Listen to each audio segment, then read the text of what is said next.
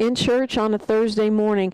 And our mission this morning is to provide some information, fellowship, and expression for the community. We'll hear from community leaders and impacted individuals and families. And you, if you want to come down and join us, you are invited to do so. James Farr is with me right now. He is co-producing this particular effort. He lives here, out here, and he's a KBLA contributor as well as a writer for the LA Progressive. Good morning, James. Good morning, Dominique, and welcome to the neighborhood. Welcome to Pasadena, and thank you and Brother Tavis and the entire KBLA delegation for the abundant support here for our community. I really appreciate it. Yeah, we're glad to be here. And as I came this morning, you can tell that you're getting closer and closer to this blaze.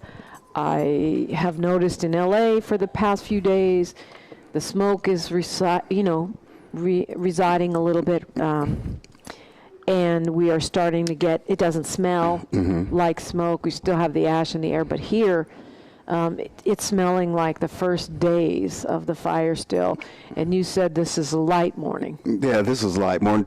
Typically, as the fire kind of burns further away, we get more smoke at night, and the smell of smoke at night. In the daytime, it's beautiful Pasadena, beautiful Altadena. I was up in the hills yesterday looking down, and you really understand why people want to live here and just how special this community is. Yeah, you were riding around, and I know you.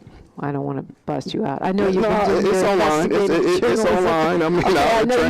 I know you've been sneaking behind the lines. Let me put it that way, as a journalist doing your thing. But after riding around in an official ride-along yesterday, yes, you said it was worse than you imagined, which surprised me. Yeah, what understandably people want to return to their homes, their neighborhoods as soon as possible. And as much as I think that will be a good thing to help them heal, or at least begin some process of understanding, when I saw the devastation, I can only say it's like a closed casket, Dominique. I don't know if people should go back. I don't know if it's something that they absolutely will want to see. I am going to reframe my language. I was saying that perhaps there's nothing to go home to, but my realization is I don't know if a pebble in front of your porch, your mailbox, but it's absolute devastation. There is nothing remaining. Whew. Yeah, and so many people are impacted. I was reading this morning on the Watch Duty app. We are at 7,000 homes and buildings destroyed in Altadena. 7,000. Yeah. That's just insane. Typically when we hear about fires, it's a few structures. Yeah. 4 or 5, yeah, maybe a dozen. Yeah. 7,000 homes. 7,000. It's unfathomable. It is. I want to welcome another voice in here. She's a lifelong resident of this area, and she's an independent consultant, a trainer, educator, and a psychotherapist who works in the field of social services. Dr. Isha Williams, welcome. Thank you for having me. Yeah, thanks for coming on. Okay, I'm gonna hold your hand because I can see it on your face. It's a lot.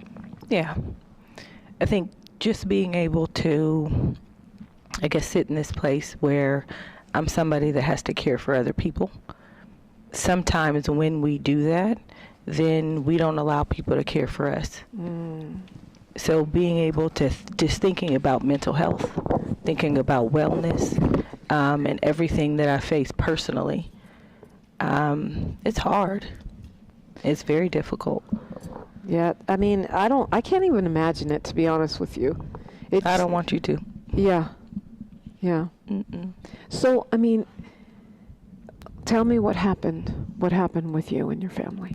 So I was at work on Monday, and usually I'm working a contract job at this point, provide mental health services to other individuals. And as I got off of work, my son called and he's like, "Mom, something's happening." And I said, "What do you mean?" He said, "Something's happened in the fire." And at that point, I'm not watching TV, anything like that, so I'm not really aware. So I said, "Okay, baby, it'll be okay," because I'm usually spending half of the week away. And he goes, "Are you going to come home?" And I said, "Yeah, I'll be there." You know, just kind of not understanding the magnitude. And I called my sister and I said, "What's going on? Should I come home?" She's like, "Right now." I said, "Okay, no problem." I fast as I could on the freeway. Got home about 8 p.m. And as I got home, I could see the fire to the east from my porch. So everything's lit up red. Scary.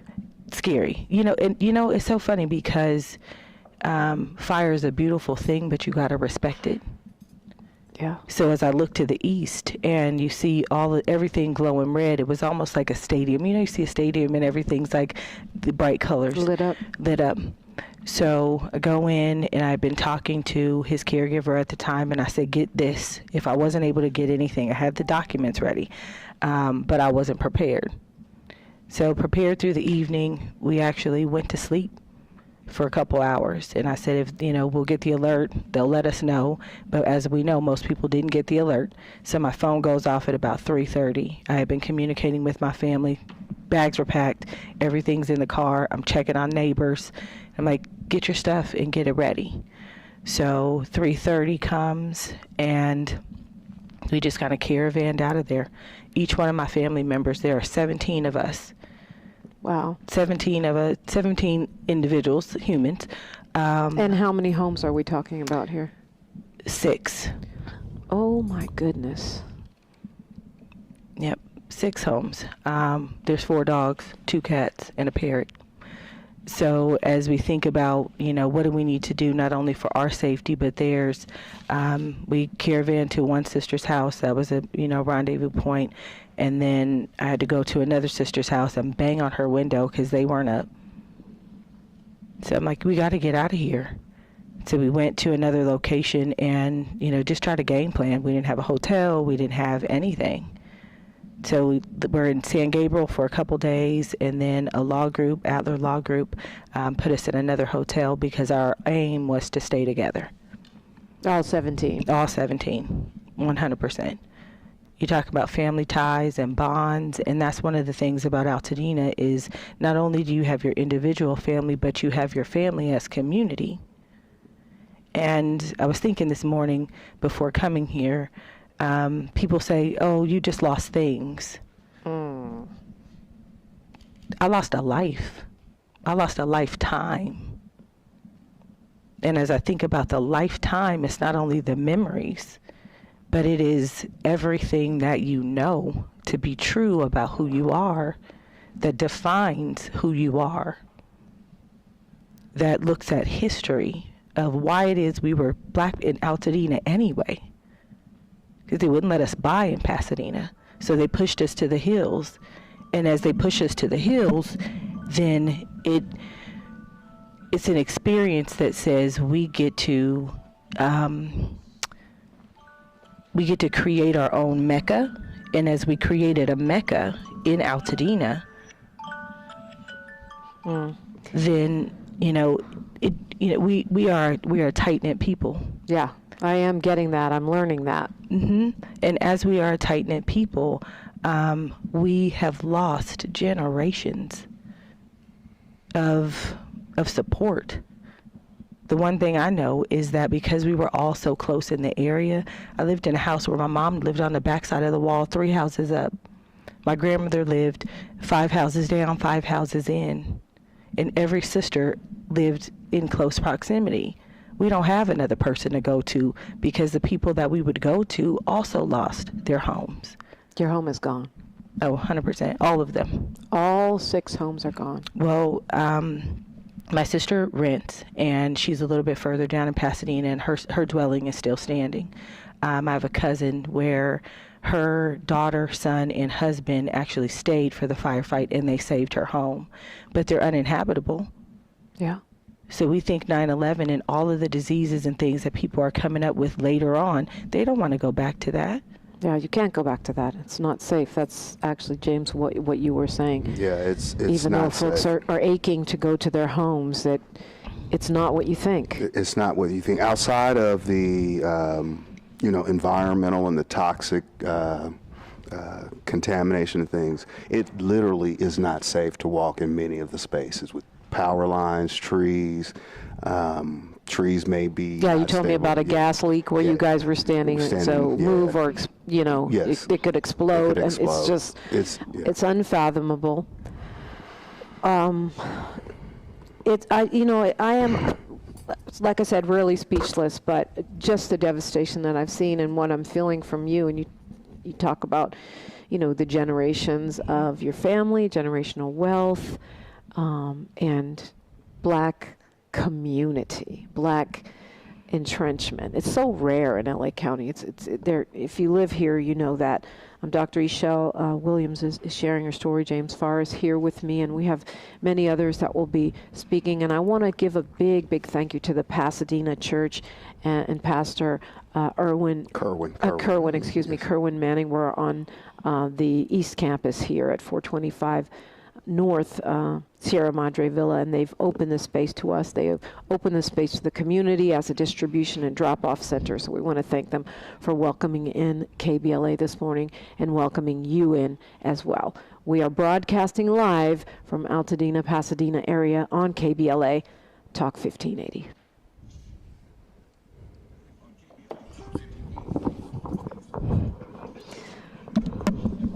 That's the name of it. And this has been a drop-off point, a distribution center, and it's really such a blessing that they have welcomed us in. We were planning to be at Perry's Joint, but the National Guard is not allowing folks over there right now, so we pivoted, and Pastor Manning was kind enough to welcome us here. James, you want to introduce the young man that's sitting to your left? The young man sitting to my left, and very much. Are y'all blind? 55 plus year resident, one of our strongest advocates and rebel rousers in the city. He is the chair of the Pasadena Community Coalition, a member of the ACLU, Foothill, an attorney. He's like a Baba to me and a mentor. And before I say his name, I'm going to say Martin Gordon. This is another fine mess I got us into that you got us into again today. Thank you, James. Martin, welcome, brother. Thank you, James. And this is another fine mess. I'm so proud to be here. People always think about us older folks and say, you're there for us. I told you this at an anniversary for you. I said, there is no me without you. Because if we don't bring ourselves as the elders and you, our world for Black people will never get better. And this is an opportunity. This opportunity now, with every threat, there's an opportunity. And the opportunity here for us is that if we stick together and we decide that we are not going to let Altadena, the longest standing Black community in San Gabriel Valley, maybe in Los Angeles, if we're going to let this go, then it's on us. And believe me, I'm going to reach out to everybody I know, and I'm talking about in the music industry. I'm saying, by the way, Snoop, hey dog, come out. I want to change my street to Snoop Dogg Street, and I want you to incorporate all that. No, all that. I got some other ones out there I'd like to, because we as Black people must understand that we have these outside investors come in and want to do something with our communities. Let's take some of our Black people that have money and invest in our own community and make sure it stays here. So I went off on a tangent. I don't know where I'm supposed to be going. No, that didn't feel like a tangent, No. and I'm going to follow you there because I know that you have a long history as an activist. Very long history, including, ties to the Black Panther Party, if I'm not mistaken. Not ties. Once a Black Panther, you always a Black Panther. I know that, but I never want to go I'm not afraid. Put you out in front of your skis. No, I am not afraid. I am not afraid of who I am and what I am. And in fact, sometimes I quote a 10-point platform and program. We want freedom. We want power to determine the destiny of our own Black community. We want full employment for our people. All those things are still the same as they were in 1966. So I'm not ashamed of that. It's what formed me into the man I am today. And I'm proud of it and always will be. And you're also part of, Pasadena Community Coalition. What is that? Yeah, Pasadena Community Coalition, which, gosh, started maybe 30 years or so ago. And I revitalized it into a nonprofit about 10 years ago. And it basically is an advocacy organization for our community. If we have something that's going on in our community, and the top few things, I can't remember right now, but it's police accountability, affordable housing, the same things that the party talked about, the affordable housing, jobs, social and economic development for our community in particular. We want to make sure that we have economic equity. People always talk about diversity, equity, inclusion. Let me tell you, this is about inclusion of our entire community. I don't want to hear that. I ain't got time for that.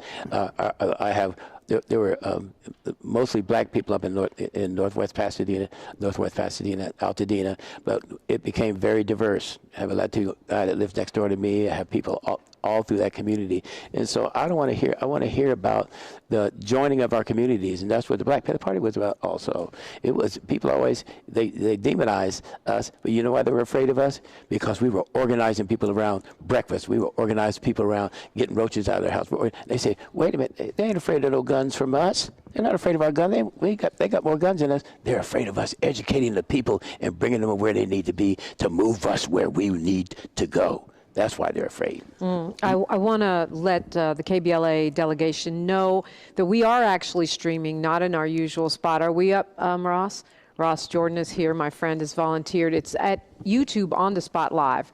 So even though you won't find it at your usual KBLA spot, you can click on the Spot Live, and we are streaming from the church here in Pasadena, Altadena. Yeah, Dominique, I think it's important for the listening audience to know that just 15 days ago, the world was watching Pasadena, right? The Rose Parade. 1 million people lined up just a few blocks from where we are, and even more watching on television the game and everything. And so while this may have seemed very picturesque, people marvel at the weather. Not more than 7 days later, our lives have been changed forever. And I wanted Martin to kind of just touch on, when you talk about the advocacy of the Pasadena Community Coalition, and kind of how you've been instrumental in making sure that Black represent, not only is just 70% on the football field, right? There are some Black folks in other spaces. Can you tell a little bit about what you and Mr. Bakewell and others did some time ago with the Tournament of Roses? Yeah, with the Pasadena Community Coalition, that was back 30 years ago. The Tournament of Roses back 30 years ago did not allow Black people and people of color to be a part of the Tournament of Roses. Wow. And so back 30 years ago, Danny Bakewell and a number of people stopped the parade and said, you have to recognize Black people and people of color. And so that was the first, that's way before they were talking about DEI, right? And so they said, oh no, you're not gonna do that. We're gonna arrest you and put you in jail. So go do that. Danny's sitting in the middle of the street with this. And guess what?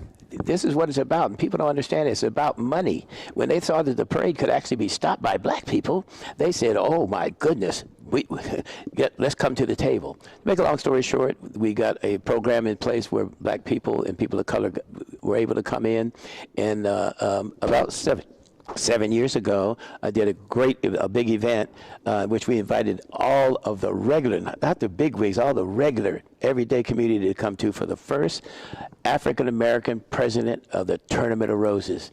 And that was about 6 years ago. Right after that, we had the first Latina president of the Tournament of Roses. And we're gonna hold it right there until we come forward on the other side of this break with news, traffic, and weather. Dominique, you want to take us out? Well, yeah, I do want to say, we got a couple seconds here, that you're not just speaking theoretically, Mr. Gordon. You also have been impacted by the situation, and we're going to talk about that. Oh, yeah.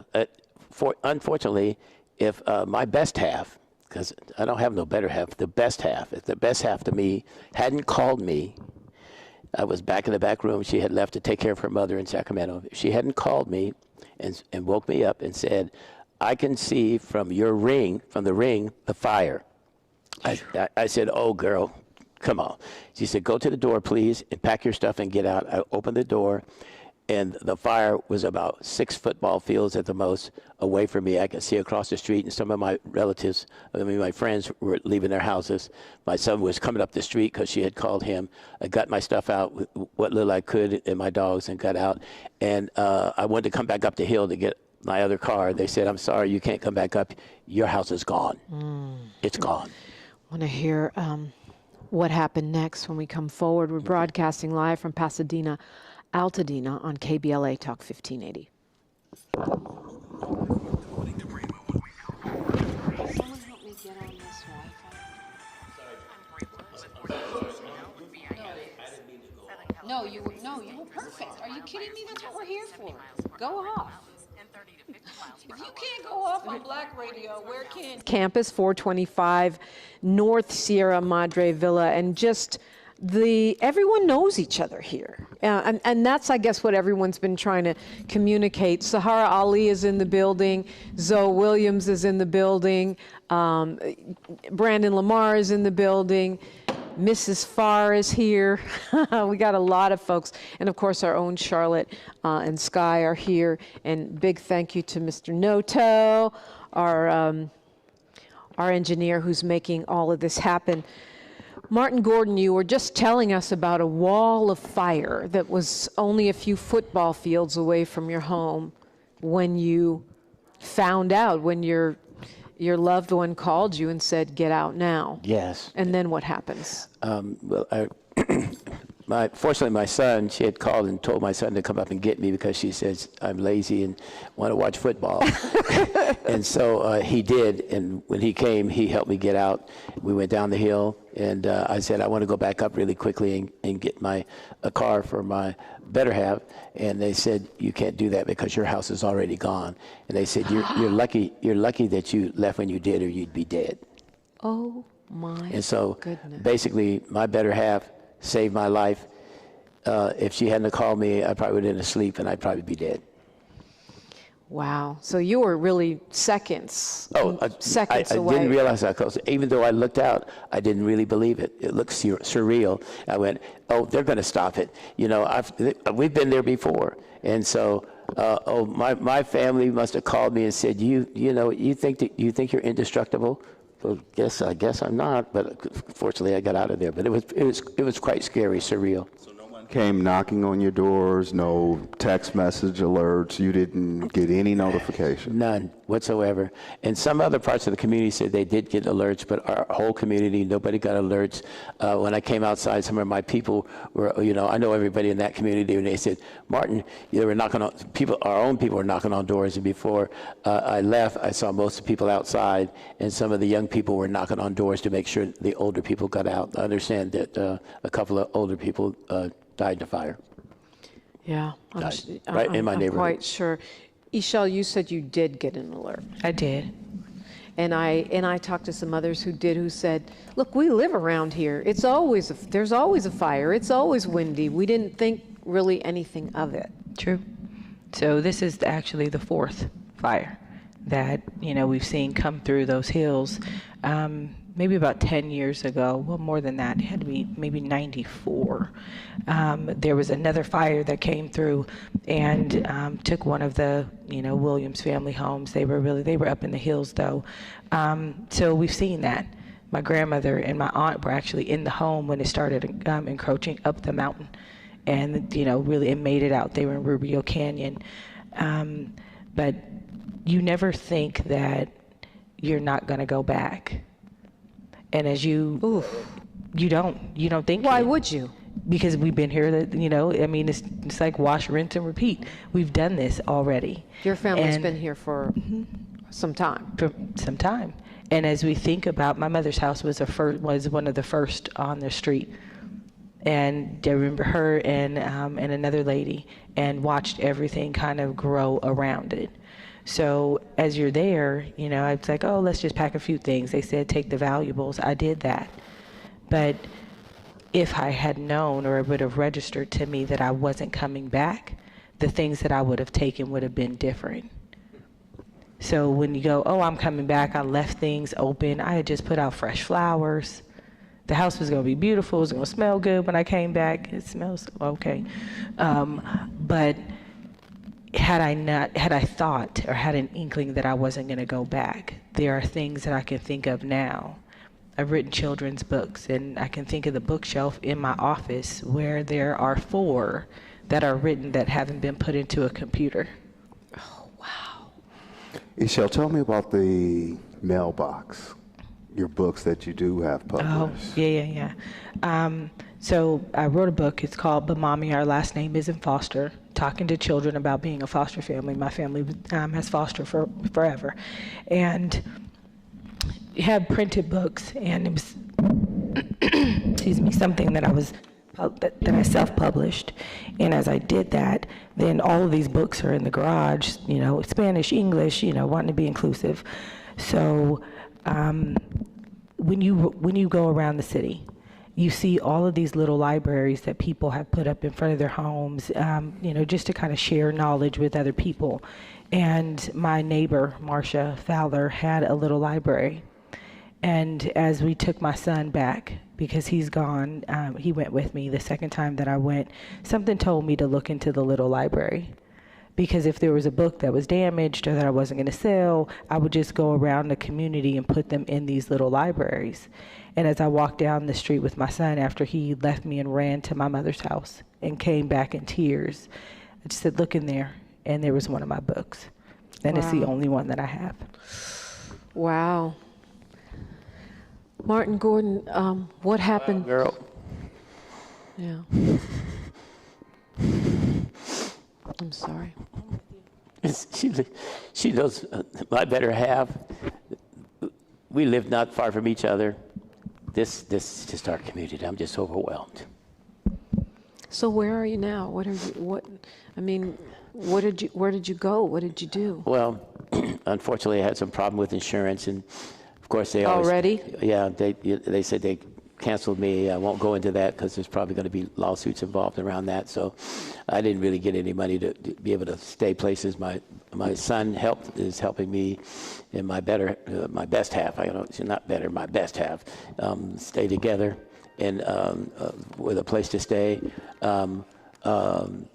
Melina Abdullah from Black Lives Matter has been coming out to help me. Also, Shay Dixon, who is part of the Black Panther Party Alumni Association, that helps us. We meet what's left of us once a month, every Sunday, and remember who we are and what we need to pass on to our communities. And so I think more important than me, though, is the community, is that I'm going to take care of myself. You know who I am? I've been in worse deals than this on the streets, fighting face to face with the police. This is nothing to me. But to my community, I'm concerned that people that have the issues that they're having now, to make sure they have food, clothes, that I want to put a FEMA representative in the Pasadena Community Coalition office, hopefully by next week, because it is my people that I must be concerned about. I'm a survivor. You know, guess what, Dominique? I can live on the street. No, we don't want that, though. I'm not saying that, but I that. can live on the street and still help my community as if I had a house. Because what's most important is that I have to feel that my community is safe and ready to get back. Let me stop there for a moment. Now, Dominique, you're getting the Dina love, the Dina way. This is just how it is here. I mean, both of these individuals have been to my home. I've been in their homes. This is just how it moves around here, right? Everyone is connected. And I was remarking yesterday to you, Dominique, just being out on lake where I would normally just see, I may not know the brother, right? But there was always going to be that "what's up, brother" nod, and it just is already feeling a little bit different. There's no one there. Yeah. Sahara Ali has stopped by. She's also a Pasadena Altadena resident, and she's part of our KBLA team Just some quick words from you, Sahara. It's a gift to be here and to connect with all the souls as we stand as a collective, and understanding that we are a community and that we have the power to shift everything in our lives right now. You know, from the ashes we rise, and as we rise, we come together as a collective, knowing that there's a power greater than us moving through us, and we have to lean into that right now. And I'm a sound healer, and I'm opening my space and giving my time to help recalibrate our nervous system so that we can be anchored, so that we can be in the light, and that we can be in our power, and that we can pull from the strength of our soul and our ancestors to transcend all of this. And I'm here this morning to share some sound and to meet all these beautiful people who are willing to not black down, as we say on KBLA, and to stand for who we are, what we are, and what we stand for, and to fight for the community that is ours in Altadena. You know, when I was a teenager, when there was this whole flight from my area, I grew up in the Crenshaw area, and everybody moved up to Altadena. Altadena was a place to be, all the artists, all the creative people, and they built homes, and it's like 5 generations of people here in Altadena, and it's beautiful, and we want to rebuild that. And I'm here to support that. I'm here to support all the people that are open to receive a healing so that they can pull together their strength and that we can manage our emotions and get busy. Thank you, Sahara. You can find her at saharaali.com. Yes, Martin She Gordon. reminded me of something. Black people came to Altadena to be around other black people. They redlined Pasadena so we couldn't have places to live, and we came up. I moved out of Pasadena to Altadena to be around black people. People think that black people don't love each other. We love each other. We want to be with each other. We're the most prolific and smartest people in the world. And so don't get it twisted. We came to Altadena to be together. And they used to say, don't go past, what was it? That's not Mountain, one of the avenues, Montana, because that's going to be Altadena where them black people live. That's where I want to be, and that's where we were. Listen, she knows. And we love Altadena, and we want our black community to stay there. On that note, we're going to continue this conversation. So much to unpack here. Ishel, when we come forward, I want to find out from you. You are a therapist. You're helping others. What do people need to do? How are you coping? And that piece of it, you know, that seems to be maybe the biggest piece of this. So we'll look at that and more when we continue on KBLA Talk 1580.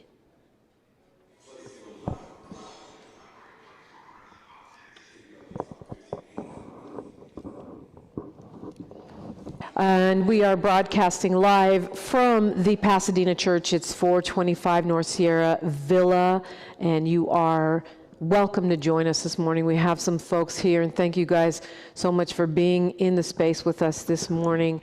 James Farr, who's co-produced this broadcast today, our Pasadena correspondent, Martin Gordon, who is a community activist, Black Panther for life, and an impacted resident who lost his home. And Ishel Williams, same thing. You said 6 homes collectively between your family, all in the Altadena area. Yes. And you're a therapist. You help others. I do. How are you helping others, and how are you helping yourself? I went back to work Monday. Really? Mm-hmm. I think part of the obligation, and not necessarily the obligation because I chose this, but part of what I know to be true is that the oath that you take is to do no harm and to leave people better than how you found them. And in doing no harm, and I had to make sure I was ready, and I really wasn't, but it's continuity, right? And that's continuity and community. So as I'm able to be someone's continuity, they don't have to know what I'm going through for me to help them. Yeah. Here's the thing. You, Ishel Williams, you earlier said people are telling you, oh, it's just stuff, which I can't believe people can fix their mouth to say that to you anyway. But if people are saying that, but I'm seeing, as you said, it's your family legacy, but there's also, I wonder if there's some kind of genetic thing about black communities burning down and being burned down and being displaced and destroyed that is activating some kind of collective grief? I would say absolutely. When we think about epigenetics, right? Yes. We think about epigenetics and we go back, and something about epigenetics says I'm built for this. So that means that in order to be built for this, you have to rise and fall and rise and fall so that you get stronger every generation. What does that mean, though, epigenetics, for the audience that may not be familiar with? I know what you're speaking about, but kind of ground that for us. So as black people have evolved, right, and not through evolution, but as we've come across the times, with every single thing that we've ever been through, we had to figure out a way to survive. Our genes, our biology has changed along that time. So as our biology has changed, so have we gotten stronger. And as we sit, and as I sit in this seat, and people are like, you went back to work? And I said, yeah, I went back to work. I've taken the time in between, in the breaks that I needed. And, you know, Dominique, as we were talking about mental health, I needed my own support system. So as I developed that support system, I was on the freeway on Monday, and I was going east, and the police were going west back towards where I just left, and everything in my body said, get off of this freeway and turn around. So I had to call one of my, good friends and say, I'm gonna need you to talk me through this. So it's every single person helping the next person. And if you are a mental health professional in the space and you have the opportunity to give your time, people need to be heard, and they're gonna need to be heard for a really long time. Because as they are not only physically, here, but mentally and emotionally and spiritually, they are going to continue to need support for a long time. James, you keep talking about the long term, the long view of rebuilding. I don't think rebuilding is even framing it up the best way. This is new.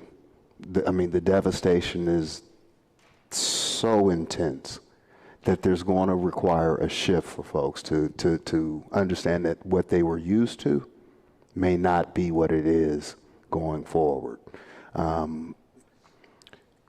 It'll be months before the cleanup is done. It's a lot of damage, Dominique. It's not going to be just as simple as pushing a broom and sweeping some things. It'll be quite some time. Martin Gordon, you're an organizer. What are the lessons from the movement, from the Black Panthers and some of our most, successful organizing of which you have been a part, that we need to bring to today? Well, I think, first of all, I start, when I look at the devastation, I think about Tulsa.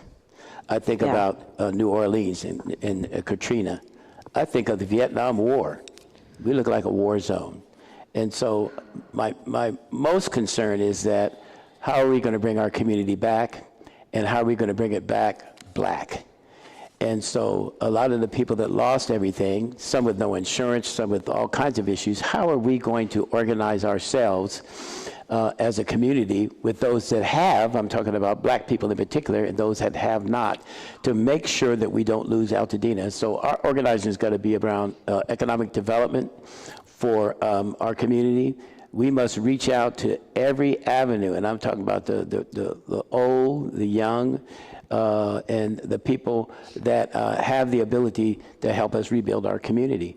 And if we don't do that, we will lose the biggest part of the black community in the Pasadena Altadena area, and we'll have lost much. What would Michael Zinzin do? Michael would say, Martin, come here right now. We gonna go take care of this, and we gonna go down to LA. We gonna get some people, and we gonna get some people down here at the movie stars and all the people. We gonna protest around on Hollywood Boulevard until somebody comes down and help our community right now. Ishelle Williams is just sharing with me the pictures of her home. And the first picture that you shared, Ishelle, is just like an archway with your address, and that's the only thing left. That in the fireplace, the chimney. I just can't even imagine coming home and that's all that's left of your home, your day-to-day life. Mm-hmm.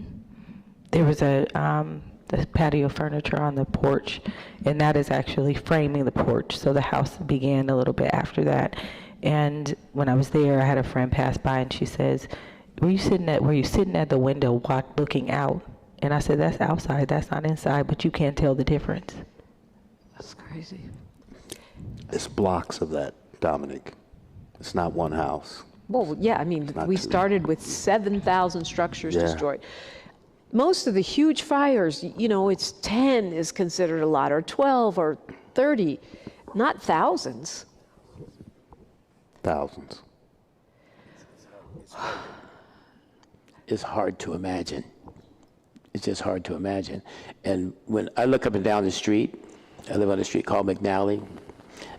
When I look up and down the street and I see all the way to the mountains that all of my friends' houses are gone and going 12 blocks each way. Everybody I know, their house is gone. When I call somebody, the first thing I say is, sorry about your loss. They say, sorry about yours.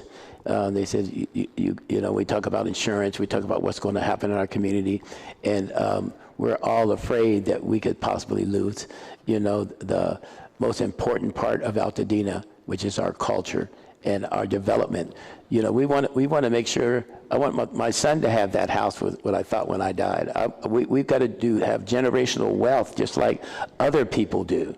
And so this has wiped us out and could possibly mean that the generational wealth, look, she was talking about the houses and homes that are not there, that maybe that could happen and we won't have that for our kids. And some people go, well, what do you care? You're old. I care about my son. I care about these young people. I care about that guy, Brandon Lamar out there. I don't know if he's still there. I care about him. I want to make sure him, his family, and his young wife, that they have something when I'm gone. And if I don't do that, I'm not a man.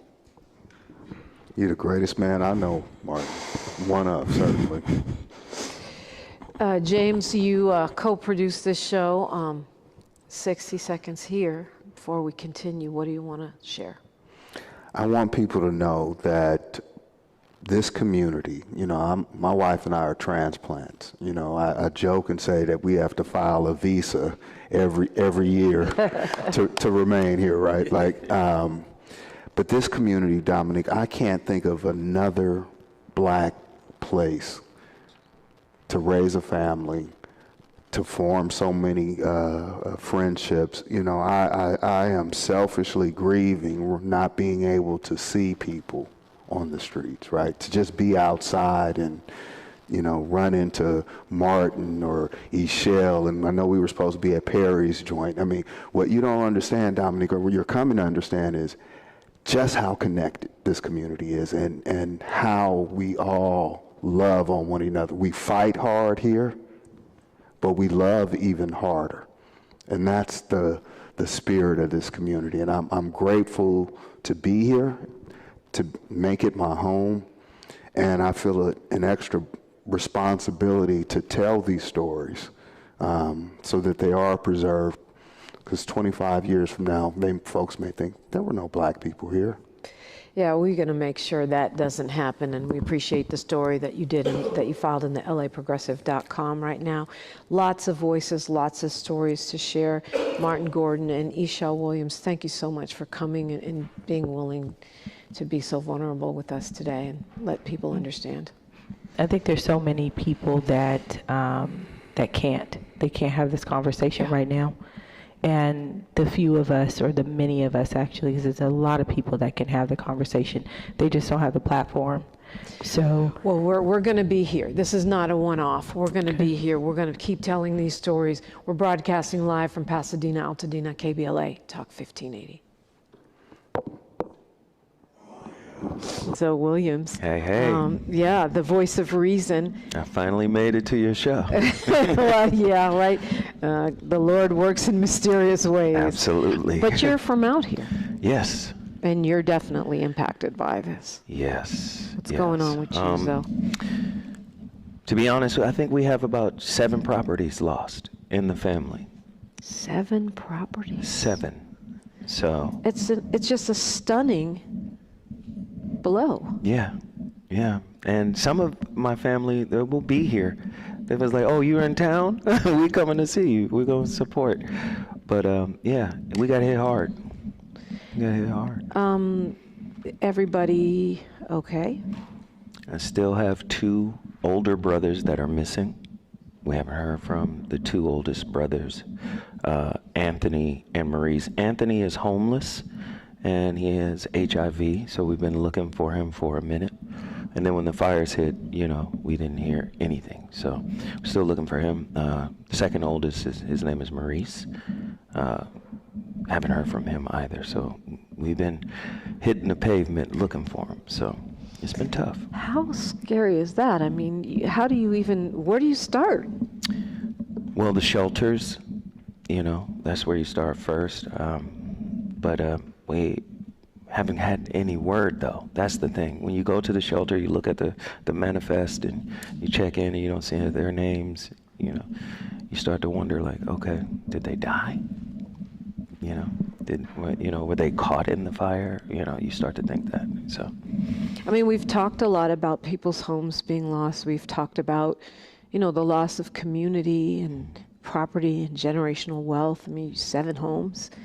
But the thing about not knowing where people are, if they're okay, I haven't heard as much conversation about that. I know we had one man call and he was looking in the Red Cross, has a registry. mm-hmm. You mentioned the shelters. Mm-hmm. How are you feeling? It's hurtful, but if I focus on what may have happened, it intensifies. So I kind of try to hold out hope to say, we're going to find him, Yeah. So my sister called me today from Tampa, Florida. She said, "Any word from Anthony?" I said, "No, his numbers have changed. I'm going to be in Pasadena. I'm going to go to some more shelters. I'm going to look for him." And she said, "All right, keep me posted."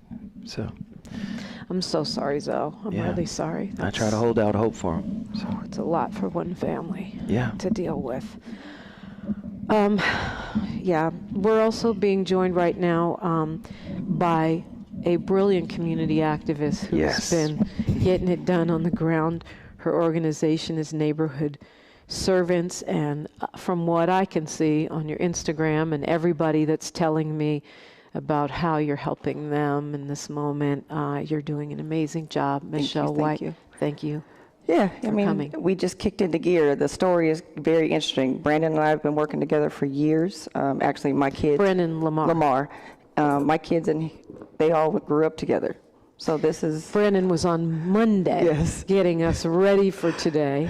Yeah, he didn't get me ready for this. but- I had to lure him onto the mic because he doesn't want to be in the I do spotlight. not like it either. Neither did you, I know. But real community I just like activists it are to busy on be- the ground. Yes, I can find so many other things to do than talk about it, but I know it's important.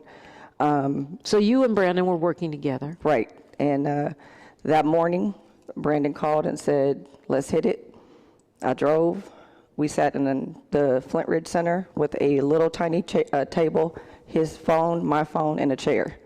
And literally within an hour, the donations rolled in. And within literally 3 hours, we were asking Flint Ridge, "Can you open every door, every reserve room?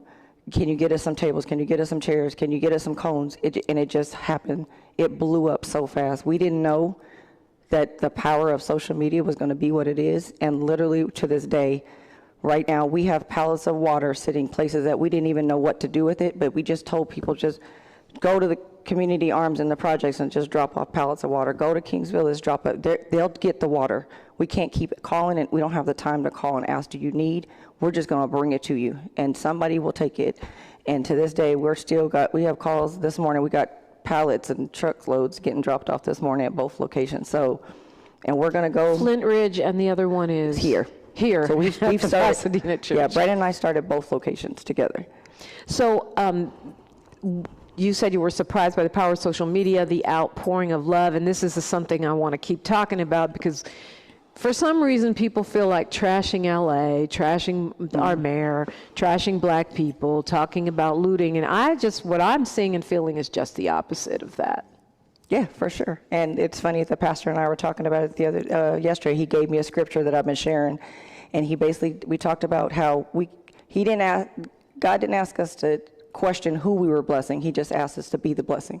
So some people are saying, I see these Teslas coming through the line, and I saw this car yesterday.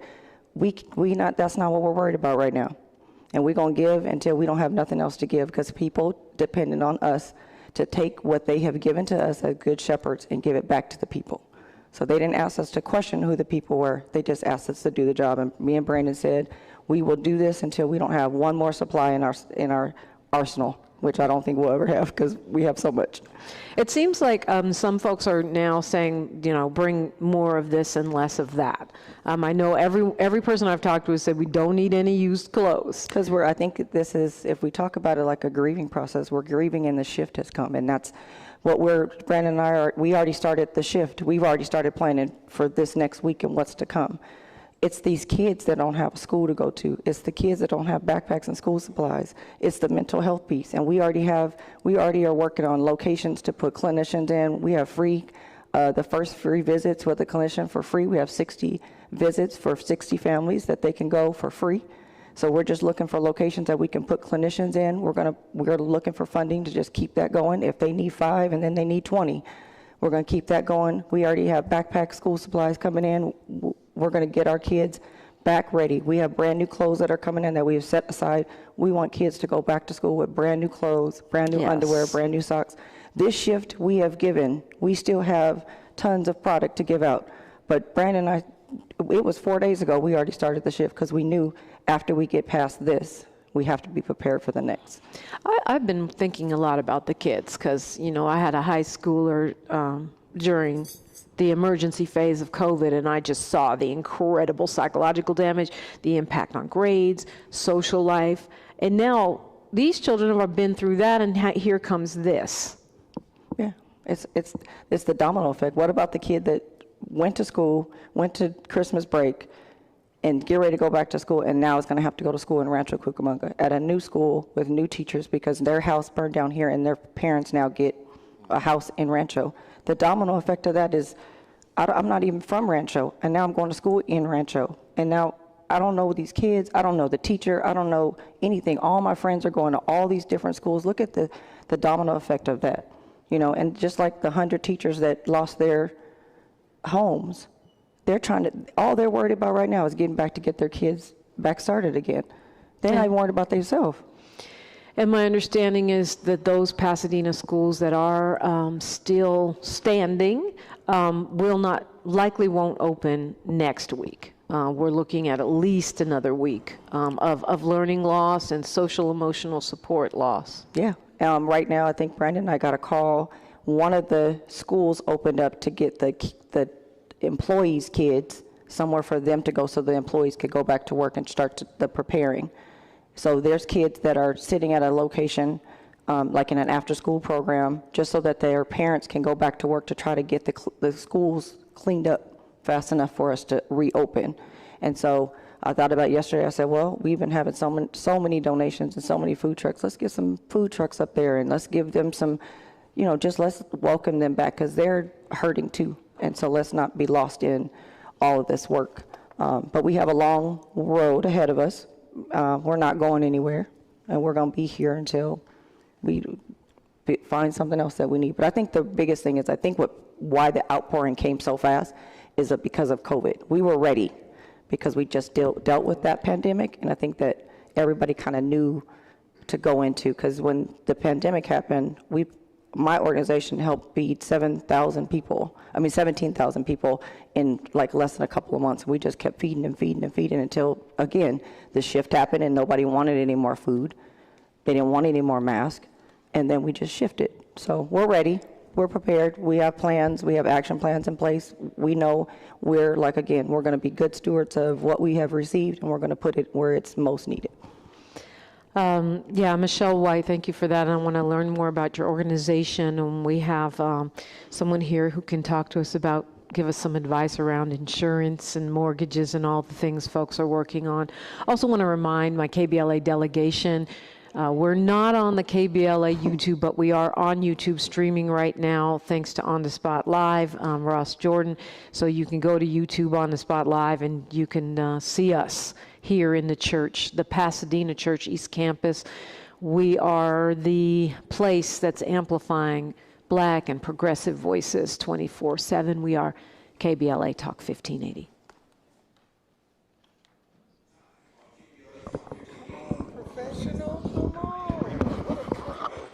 Really awesome. James, what you got going on? Dominique, we just received a check and a donation from the Pasadena Sports Hall of Fame for Pasadena Church to continue their work. And we also want to thank Lawrence Todd, the founder of the Hall of Fame, for the donuts and coffee this morning. So community is coming in, donations are coming in. And the donuts and free coffee are here. So, come on by and get you some coffee. I'm not saying it's healthy, but we just, we hanging out. I also want to thank South LA Cafe. They have a truck on the way with a whole bunch of stuff coming from LA.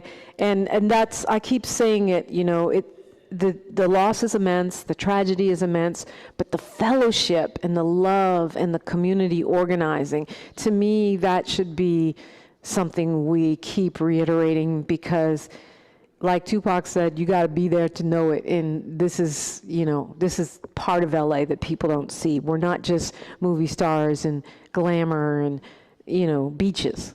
We are Black people. We are Latino people. We are even Hollywood people. We're all pulling together right now, and that's what we do. I've seen it in earthquakes. I've seen it in COVID. I've seen it time and time again, and it's something some folks are missing. Jeff Davis is with us right now, of Jeff Davis Insurance. Yes. And that is one of the biggest worries. I know you're also part of the Chamber of Commerce. Yes. And you guys are doing a program right now to offer some free advice, free counsel to folks that are impacted. Tell me about that. Well, Jay King, the lead singer of Club Nouveau, president and CEO of the California Black Chamber of Commerce, and Stephanie Beard, the local outreach here for the LA chapter, and I were on the phone. Stephanie Beard is a long-term resident of the Pasadena, Altadena area. And my daughter was born and raised here. She went to Harriet Tubman, which is a Black school off of Lincoln in Montana. Then she went to Sankofa. And then from there, we moved literally the next block over in Arcadia. And she went to Bethany Christian, and then went back to Maranatha. What are you saying that for? I'm saying that my daughter has 30-year roots here, born in Huntington Hospital. Her mother and father, her grandparents have been a resident of Altadena for over 65 years. They owned a barbecue joint here called Robbie's Ribcage. So Altadena, Pasadena was my stomping grounds for close to 30 years. It's a community that's near and dear to my heart. And when Jay, Steffi, and I were on the phone, we were trying to ascertain what could we do to bring our talents together to help these people here. And one of the things that we decided to do was use my immediate talents as an insurance agent to walk these people through the process of claims. So we immediately started an organization called Out to Pass Claims. What is that for? It's to advise you as to what your opportunities are in terms of exacerbating your claim, how to go and get your ALE, which is additional living expenses, or loss of use in your policy, how to read your policy, just how to navigate through that process. And when we put the word out, I got an overwhelming response from about 300 agents, not only in California, but worldwide or United States-wide, that wanted to assist in helping us do that. And so if people are, we just had Martin Gordon on saying that his insurance company told him they canceled him, and his home is gone. And I also know that some folks are underinsured, or aren't even clear on what or where their policy is. What would they do? Well, if they have an existing mortgage, the first thing you start there first. You call your mortgage servicer and you ask them for the name and phone number of your insurance carrier with the loan number. And then we ascertain what policy you have, and then from there we determine if you have enough insurance. If you don't have enough insurance to rebuild, there's a trigger inside of FEMA that will assist you in rebuilding the policy. And then those who don't have insurance, it's SOL, so out of luck. you have to depend on benefactors to assist you in rebuilding your property. But I believe that the federal government will step up as it relates to older people, because let's face it, you have elderly people who have what we call reverse mortgages, right? And a lot of those people who have reverse mortgages are underinsured. Why? Because when they received the reverse mortgage 20 years ago, the values of the homes in Altadena, let's hypothetically say, were $300,000. And then due to the recent sales, they've graduated to over $1 million. But so did the reverse mortgage. The interest graduated to as well. And as a result, the initial policy may have only been for $200,000. Now, there's a trigger in every insurance policy where it keeps up with the cost of inflation to make sure that it covers. But most people don't realize if you have insurance on your mortgage, it's basically to protect the lender and not necessarily you. Mortgage insurance, which is something that's required for certain buyers. But if you have regular home insurance and you don't have enough, you're saying FEMA may supplement that? FEMA, I spoke with someone from FEMA the other day, and they're leaning towards supplementing that, because there's a lot of people they realize are elderly people, and a lot of people were underinsured. You got to understand, people understand how to buy a home, how to make a mortgage payment, but they don't understand how insurance works, right? And so a lot of insurance agents don't really understand how insurance works, because for them it's just a check. It's their job. It's their job. It's not their careers. And for the majority of us, we want to make sure that we explain to our clients. But see, not only that, but I'm also real estate mortgage too as well. So I put over 200 people in homes between Altadena, Pasadena, between 1989 and 2009, right? So I put a bunch of people. Matter of fact, Zoe's family is like my family. Brother Marvin over there was also in the mortgage industry. And we put a lot of people in properties in Altadena and Pasadena. So our goal was to make sure that we explained to them, number one, what they were getting into, and then number two, what insurances to get to make sure that not only was their home, the dwelling covered, but the content was covered too as well. Okay, excuse me, we just have a couple minutes here before news, traffic, and sports. But and on the other side of that, I want to get into neighborhood servants. But tell me, what's the first thing you're supposed to do in regard to your mortgage? We talked about insurance. What about your mortgage? Do you still owe a payment? What does a homeowner do in relation to their mortgage in this kind of a catastrophe? Well, the first thing you do is reach out to the mortgage lender and let them know that you were a part of the disaster, right? At that moment in time, they will reach out to the servicer, because there's a difference between the mortgage company and the servicer.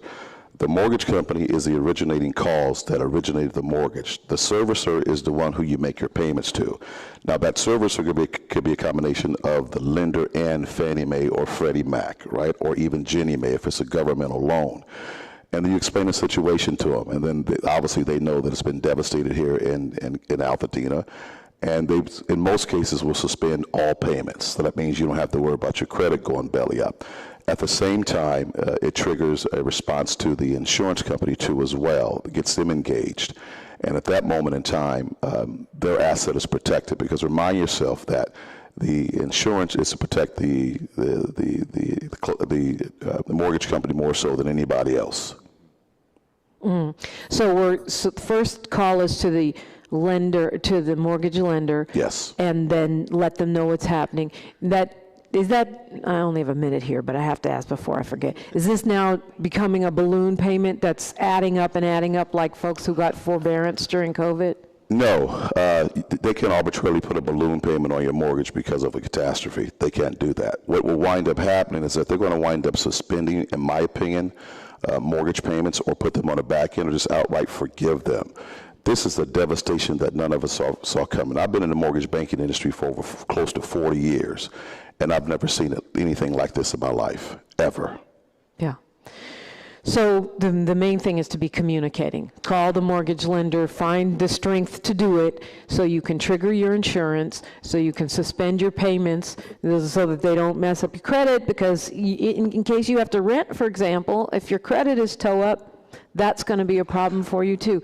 We'll continue this after news, traffic, and sports. We are still live in Altadena, Pasadena. Dominique DiPrima, First Things First, KBLA Talk 1580. Is this the 6-minute break? This is the 6-minute break. Yeah. I'm just overwhelmed by what you guys are going through. Yeah, Pasadena, Altadena has been a tremendous. It just means a lot to us. I mean, my uncles are here. I got cousins coming. Everybody wants to show up. I went to Pasadena High right up the street. I went to Elliott Junior High right down the street. I went to Field Elementary right down the street. I mean, man, Pasadena means so much to me. Like my uncles and my guy here, he knows my uncle as well. They started a studio in Old Town many years ago. And what's interesting is yesterday was Martin Luther King's birthday. Yeah. And in that studio, they recorded that record with the Fat Boys and Whitney Houston, King Celebrate, Sing, Sing, Celebrate. They did that in our studio. Used to be on Raymond Street and Raymond in Colorado. Yes. Actually, the street was Mercantile. Exactly, in the alley. You know, so we've been here for a long time, and you know, to see this city impacted in the way that it has been in the last few days, you see decades and decades of memories just burnt up in a couple of days. Yes. So that's really powerful stuff right there to kind of process. So I'm just thankful to be here to talk about it. I appreciate you having me. And I know, Zoe, that you also are a big supporter of neighborhood servants and the work that Michelle White is doing. I should have started here, but I have gotten so caught up in these stories. Tell us about your organization, what you do, and how people can support the work you're doing. So Neighborhood Servants actually started when my kids were little, and we just didn't put a name on it. My kids we've been giving back to the community forever. We've kind of put a title on it and got like an LLC formed in 2019, but I currently used to work for the police department here. It's a whole nother story, and I'm retired. But that was just another bridge for me to open up the work that we do. But since about 2019, since we've established, we have brought tons and tons of resources to our city. One of our biggest events that we do every year is a back to school festival, and it's braids, haircuts, backpacks, school supplies, brand new clothes, and we have done it for years. And we also do Thanksgiving, Christmas. We feed the seniors. We help with the unhoused. We do it all. You ask me if you need something, we're gonna figure it out. So that's just what we do. So that's why we kind of went into this. And I was even telling somebody, I didn't even realize my own childhood home burned down. And Michelle's home, it was my home. I was raised in her home too with her mother. Her mother was a foster parent, and I became a foster parent because of her mother. And it just, when we clicked in, I just went into work mode, and I didn't even stop to realize that a lot of my loss was lost too. But I can only keep it going. And as long as everybody's helping, the resources are coming, we'll all get the help that we need. Because I know there's some things like the insurance side, I don't know anything about it, and I'm asking questions because I don't understand, and I don't know do I have the right policy?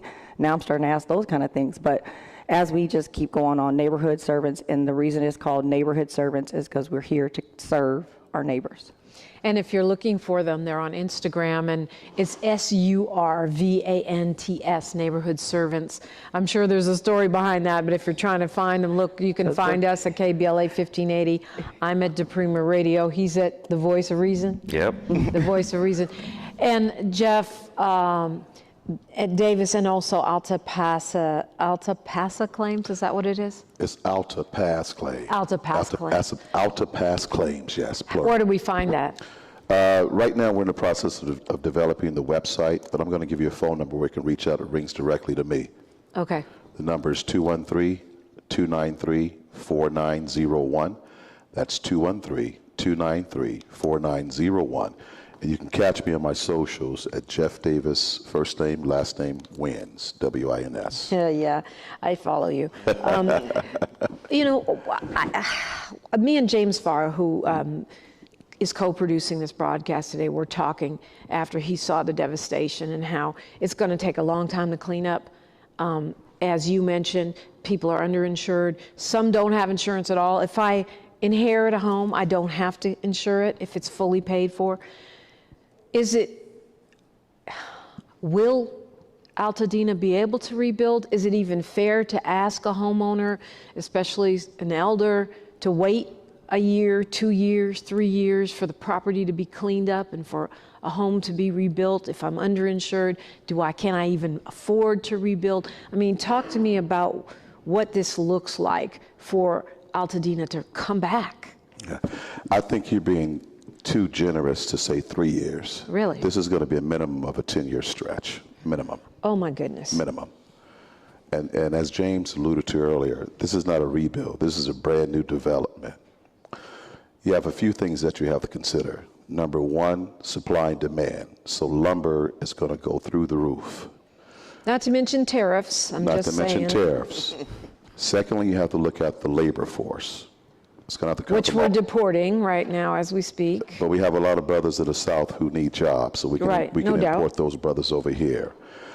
And then thirdly, you have to hope that those that do have enough insurance, that they have the will. If they don't have the will, the beautiful thing is if their home's already paid for, they'll get the money from the insurance company to rebuild, tax-free. They can take that money and retain the lot and deed it to the heirs, and then the heirs can get a construction loan and build on it. Oh, I like that idea. So you inherit the property basically debt-free and get a construction loan and rebuild, because you know the average property in Altadena with now brand new construction with a brand new development will go for no less than $1.9 million. Wow. No less than 1.9. But okay, but I'm seeing your vision here, and I hadn't thought of it. I think it's a little hopeful. So if I'm a chronologically gifted adult, as Tavis would say, I could get the money from the insurance for the cost of the home and then give my heirs the lot, and the heirs could take out a loan just for the cost of building, and they would still have a cheaper or less expensive home than any home you could get now. But where are they living in the meantime? Well, you have what they call ALE, additional living expenses. So if you have that in your policy, now the ALE, additional living expenses, is a percentage of the overall coverage that you have. So let's hypothetically use $100,000 worth of coverage in your fire insurance in your insurance policy. Your ALE, additional living expenses, may be anywhere between 75 to 100, maybe even up to 125,000 to cover your expenses until you reach that cap.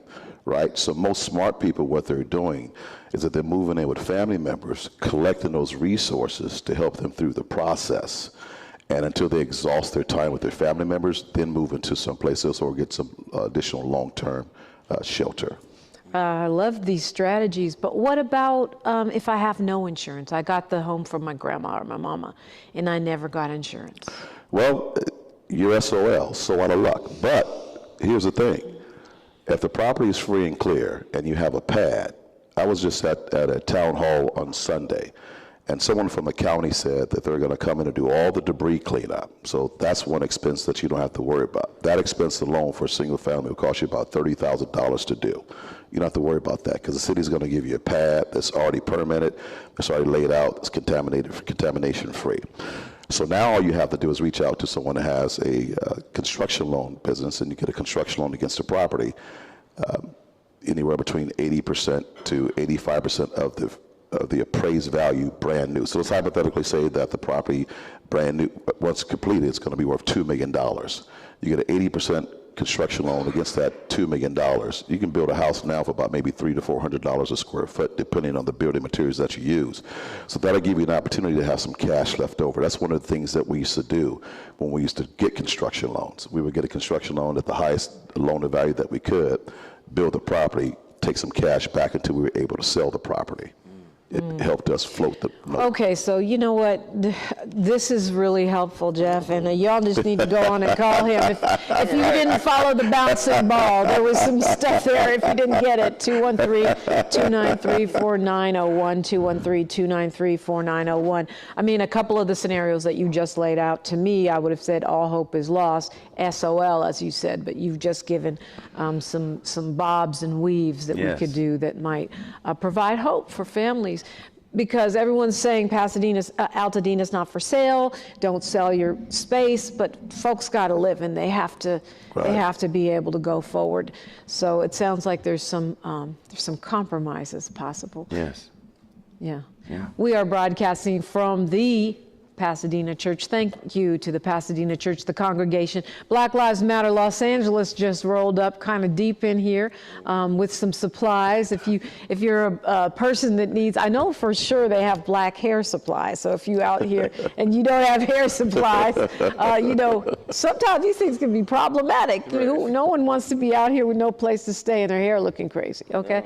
No. Anyway, and other supplies, and we appreciate all of the response that BLMLA has been doing. We'll talk about that. We're going to be talking with one of your council members here from Altadena, Pasadena, when we come forward on KBLA Talk 1580.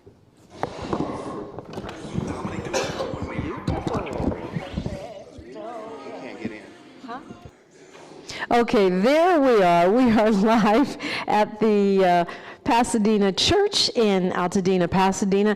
And as I was saying, Alfred Heyman, the photographer, reminded me to thank the First Lady. It's not just the pastor. So Kerwin and Madeline Manning of the Pasadena Church, thank you so much for welcoming us and the community into your space and for all the work you're doing as a drop-off center and distribution space. It is so beautiful when church and community intersect in that way. And you're welcome. We're here. We got coffee. We got donuts. We got fellowship. We got all kinds of things going on. And by the way, everyone keeps reminding us this is going to be a long, long haul. And so we at KBLA Talk 1580, we're committed to being partners with you. We want to keep doing shows. This is not a one-off. We can, whether we're back remote or whether y'all are on the phone or in the studio with us, we are committed to being part of the communication and the network that's going to be needed to make it through this long, long haul. It's a marathon. Yeah, you're right. Yeah. So it's a marathon. Representing District 1 here in the Pasadena, Altadena area, Councilmember Tyrone Hampton is joining us by phone. Good morning. Good morning. Thank you, Pasadena Church, as well. They've been holding up our community. They've been holding up before this fire. Kerwin and the Manning family has just been pillars in our community. They love each other, every one of them. So I'm glad that you guys are doing this there. I would personally been there, but my nanny hasn't showed up yet, so I'm afraid that she's on the way here soon. And you and your family, council member? Me and my family, we are well. We were lifted from the evacuation about 2 days ago. So I have my sister here and her children, and then I have every single one of my friends lost their homes. So my best friends are kind of trickling in and out, but God's been good, and all of my friends, all of my family, they're alive. And God rest those 16 lives that have been found up to this point, and we pray that number does not increase. Yes, I join you in those prayers, most definitely. Talk to me about the city response and where we are with that.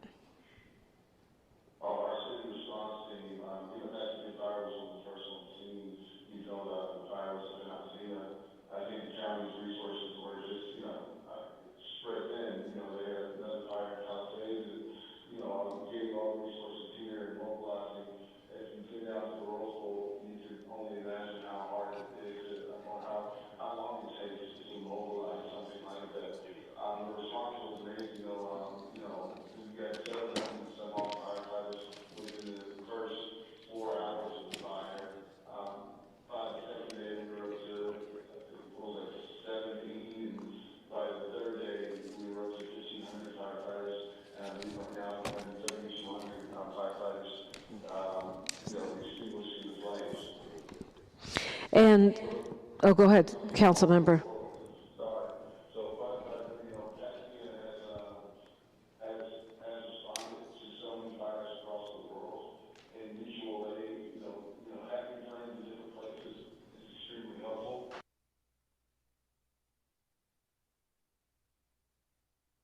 So I think they're doing they're doing the best that they can to make sure that we extinguish this flame so that we can get back to rebuilding our community. My understanding is that the Eaton Altadena fire is currently at 35% containment. 55% containment. That's great news, right? That's amazing news. Yes, absolutely. Oh yeah, since this morning it's gone all the way to 55. What other daily updates could you provide as far as what's happening on the ground here? What's happening on the ground, as you probably mentioned, there are what you talking about? First responders updates or? First responders, city resources, the way you're moving right now. Perfect. So FEMA is here, as well as there's a disaster relief department that has been compiled with city staff, county staff, as well as federal assistance, all at the East Pasadena campus. There's also another FEMA. I want to say it's like a light, but they still have all the same services that they have at the East Campus here on the west side of Pasadena at New Revelations Church, and so the response from the city as well as the county, I mean, they've mobilized extremely quickly. I'll say this, being a private business owner myself, county, city, government does not mobilize quick at all. Within 4 days, they're mobilized. FEMA took a little while to get here. We had to wait for, the governor to declare this a state of emergency. Once the declaration of state of emergency happened, within about 48 hours, FEMA was here, and they were giving out information to get our residents the information that they need to get all the assistance and all of the offerings of FEMA. And then the county has now also been all over it. There's community meetings that happen every day at 4 o'clock, and they're live. So if you're on YouTube, if you can't make it to it, you could see them on YouTube. That's every day on YouTube. And when you say East Campus, you're talking about here at the Pasadena Church, and then on the west side at New Revelations Church. If people need help with their FEMA paperwork or they need some other kind of support, this is where they should come. Councilman, can you hear me? A disaster. Can you hear me? Yes. Hello? No, the East Pasadena campus of PCC is where there is a disaster relief center. And if you have no ID, you can go in there. The DMV is there. If you need mental health services, you can go in there. There's help there. If you need a passport, I mean, pretty much everything you could think of that has to do with government offices' records, dental records, etc., you can get that information there at the center. Okay, well, Councilmember Teron Hampton, thank you so much for joining us by phone. I hope your nanny makes it. I hope she's okay, and prayers, blessings to you and your family and your beautiful city. Blessings to you as well. Thank you so much for giving me the opportunity to talk, and I love our community, and God bless everyone. I love you. If you see me out there, don't hesitate to reach out. My phone number is super easy to remember, 626-744-4444. We're all here to help. All right. Thank you so much to our panel, Michelle White, Zoe Williams, and of course Jeff Davis, and we'll hopefully keep hearing from you in the days and weeks ahead. We are going to continue this conversation going into the history of Altadena and why this community is so special when we come forward on KBLA Talk 1580. KBLA 1580 Santa Monica. And as I said, all are welcome. The Councilmember Hampton was referring to PCC Foothill Campus. If you need to help filling out your FEMA paperwork or mental health services or anything of that sort for people impacted by the Eaton Fire, it's at 3035 East Foothill Boulevard in Pasadena, 91107, if you're trying to find it on your navigation system. I'm being joined now by some folks in person and someone on the phone. We're navigating that a little bit, but I'm so pleased to welcome the president of the Altadena Historical Society, the Emeritus, a longtime resident, Veronica Jones. Welcome. Thank you, and thank you for having me. Thank you. Yeah, we want to get into why this is such a special place and the history of Altadena, but I see that you're feeling sad right now. It's really kind of complicated. My house was spared, but all around me, my neighbors, my friends, my community burned. And so having gratefulness and sadness in your heart at the same time, it's a strange kind of feeling. It's a strange place to be. It must be very eerie. It's very, very, very much so. And even with your house spared, I'm sure it's not livable, right? No, we haven't been in our home in 8 days. And I know a lot of folks want to go back to their homes. That's the pressure. The National Guard is here. People are being kept out of their homes. But as a co-producer of today's broadcast, James Farr said, it's not safe, right? It's not safe. It's not safe. I have a friend and her neighbor's home burned and not hers. And she thought she could go back. And they said, no, we have to test the dirt because there's contamination. And all kinds of hazards. But Altadena, I think even people from LA really didn't realize the deep roots of Black people in this area. And I know that when we were redlined and we weren't allowed to buy, not just in other parts of Pasadena, but other parts of Los Angeles, there was a welcome environment here very early on, right, for Black people to purchase homes. Yes, and there was redlining in Altadena too. Most of us live on the west side of Altadena. We don't live across lake, and living across lake happened very recently. Or you were very special and somehow sneaked over the red line. But Blacks have been in Altadena since the 1800s. We have Robert Owens, who lived up in the hills with the Indians, who became a very rich ex-enslaved person by bringing wood down to the military.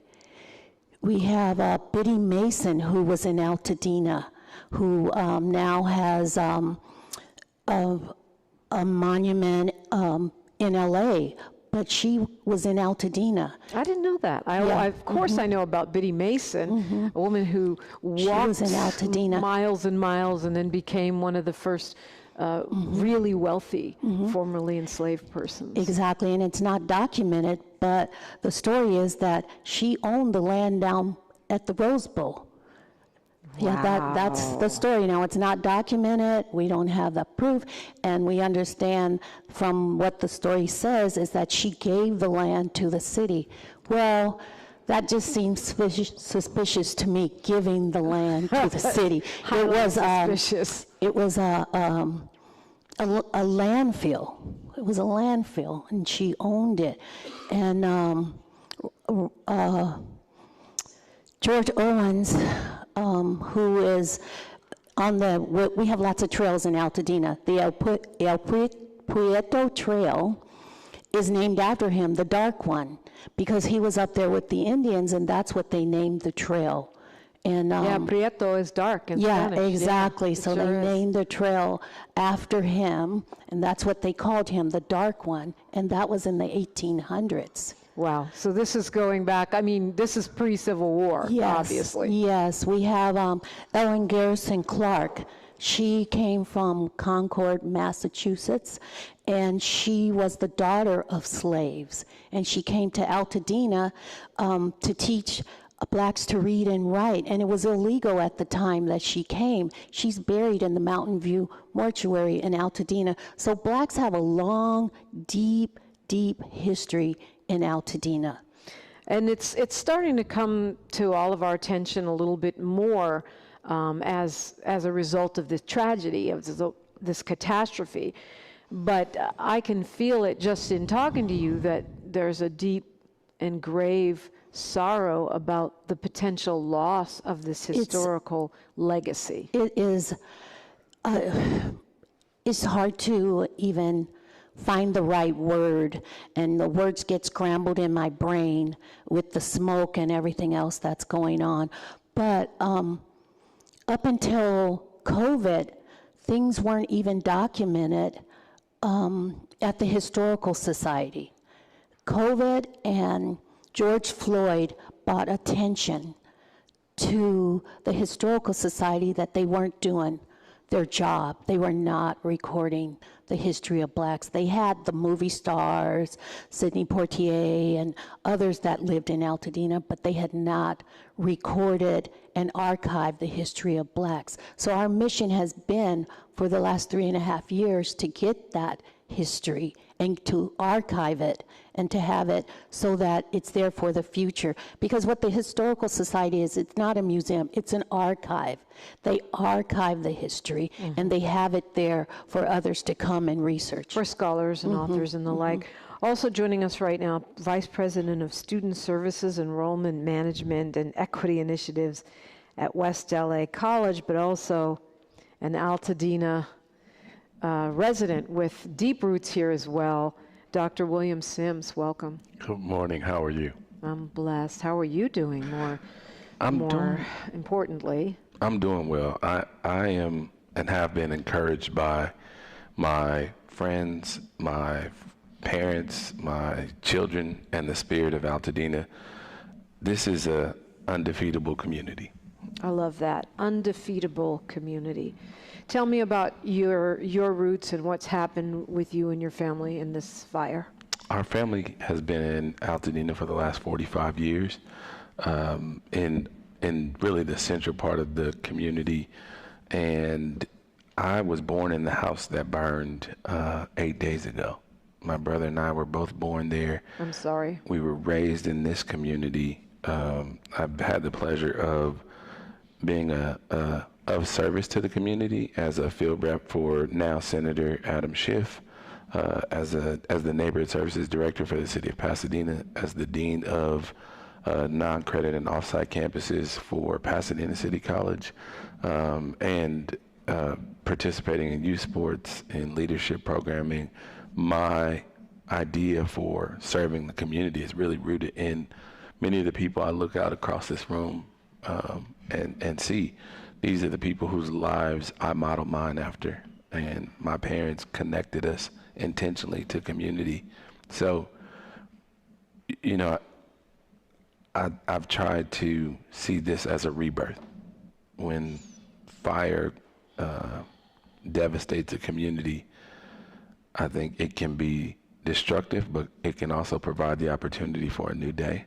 And I'm taking this as a sign that it's my generation's time to step up and help rebuild, support our parents, support our neighbors, and help this community continue to heal. And I have examples of that, you know, whether it's Brandon Lamar or... Brandon Lamar, who's been mobilizing the community response. He joined me Monday on the show, and so many others. Yes. So, you know, seeing so many people step up and help heal our community, I think that's what gives me hope. Your family's okay? Everybody's okay? We are safe. We've been able to find temporary housing as we look for more long-term housing through Free from Hardship, helped us find an Airbnb, and then we were able to use the Airbnb vouchers to find a stay while we look for a longer-term stay as we start to rebuild. And even a local architect named Camille Jackson helped us with plans. So we've already developed plans for the redevelopment of our family home. I want to hear more about that. And the roots of Altadena, you know, it's very fascinating how strong this black community is and how sort of low-key, often flying under folks' radar. If you live in LA or you live in Southern California, anywhere, you know that there's not too many places where we are that deep. Crenshaw area is one, and there are others. But we were joined on the phone by former Vice Mayor of Pasadena, the Honorable Jackie Robinson Baisley. Good morning. Good morning, Dominique. Tell me how you are, and what I understand your house is also gone. Yes, I, along with my entire street, I was approximately 1 block above Altadena Drive, and so my husband has had a chance to go and see the area, and there's virtually nothing left. How are you doing? How are you feeling? How are you processing that? Well, we are getting to the practice of saying we are not okay. However, we are safe. We are temporarily relocated, and the outpouring of support from our coworkers, our friends, our family, the community at large has just been very hopeful for us, and we appreciate all the support, and we look forward to returning. We're temporarily in San Bernardino, and so we've both been traveling back and forth to ensure that my daughter has opportunities to see her friends, for me to check on my parents' home, who is thankfully is okay, but due to the air quality and other health issues, we also relocated them.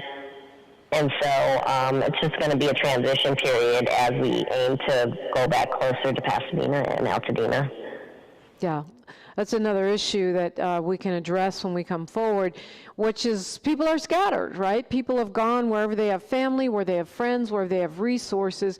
So how do we make sure that all this aid, all this outpouring of love reaches those who are in need? They're obviously not in their homes, and most will not be here in Pasadena, Altadena. How do we make sure that that help reaches them? And more on the beautiful and unique history of the community of Altadena when we come forward. We're broadcasting live from the Pasadena Church on KBLA Talk 1580. A safe place to go loud. A great place for progressive politics. KBLA Talk 1580. If you have unfiled taxes or are in debt to the IRS, this is important news. Did you know the IRS has a program specifically designed to help people struggling with tax debt? Powerful tax assistance programs that can save you thousands if you qualify. No one knows. It's called the Pasadena Church, and Veronica Jones is with me from the Historical Society. The president also joined by Dr. Sims, who's a longtime resident. My colleague and friend, Dr. Melina Abdullah, lead organizer for Black Lives Matter LA, and the director of Black Lives Matter Grassroots is here, and you guys just came with a bunch of stuff. Yes, so we were here a few days ago, and there were items that were needed. There's a lot of donations. The outpouring of support is overwhelming, and I think the pastor was talking about the beauty in the fire. I have a clip of what he said, and it was just beautiful. The beauty is people coming together and giving what they can. But there were requests, black hair care products. So we got a load of black hair care products. Grateful to our black-owned black hair care products because they donated this.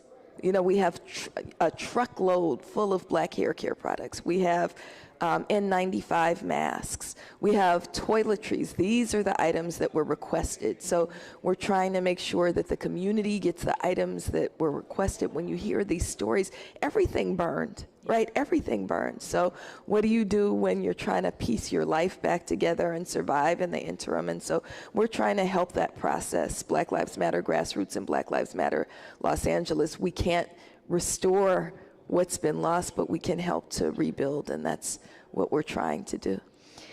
And I just want to ask you also, because you're a history professor, and sort of also ping back over to Veronica Jones, what you can share about this unique community, which, as Ms. Jones was sharing, black people have been living here since before the Civil War.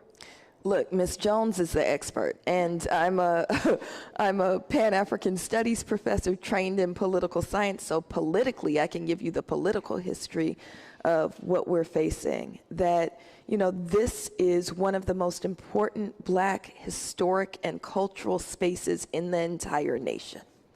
For it to burn is a travesty, and it's a loss that is really immeasurable for the entire Black community, that for generations we will be talking about this loss unless we can make it something that we build from.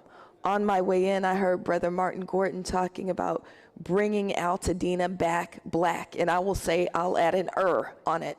Let's bring it back even Blacker and stronger, and make sure that we learn the lessons of Tulsa, learn the lessons of other Black communities that have been burned either by tragedy or by intention, and say we're not doing that. We have a different vision. We have people like Ms. Jones who are really grounded in history, but also the history of Black resilience and Black resistance. And I think that we can make Altadena, Pasadena an example of what happens when we organize and build and intentionally preserve and grow Black community. Yeah, Dr. Ishelle Williams, who started off sharing her story with us this morning, who's a therapist, was talking about epigenetics and how this kind of burning down to the ground of our communities and the loss of our sort of fortresses of culture and love and fellowship is baked into our DNA, which is tragic and hard, but it also means that we've fought back before, and we sadly were built for this. Veronica Jones, you are the expert. Tell us some more about what is special about Altadena. Okay, it kind of threw me off expert. I'm learning day to day. I'm learning with everybody else. So I'm just a soldier out there trying to dig up our history. But it's special that I know the person across from me. We're connected. I'm connected with the doctor here. I mean, this is Altadena. That's how the connection is. It's that everybody in the community is somehow connected. If I didn't know you, I knew your mother, or my brother played football with your brother. It's that kind of community that we all are connected. And it doesn't take more than 5 minutes to find out that you're connected to somebody in that community. And that's really rare, and it's becoming more and more rare because people are getting disconnected. No longer, I could go on my little street, my little cul-de-sac. I have a pediatrician. I have my husband was a truck driver. We're retired now. I have a scientist.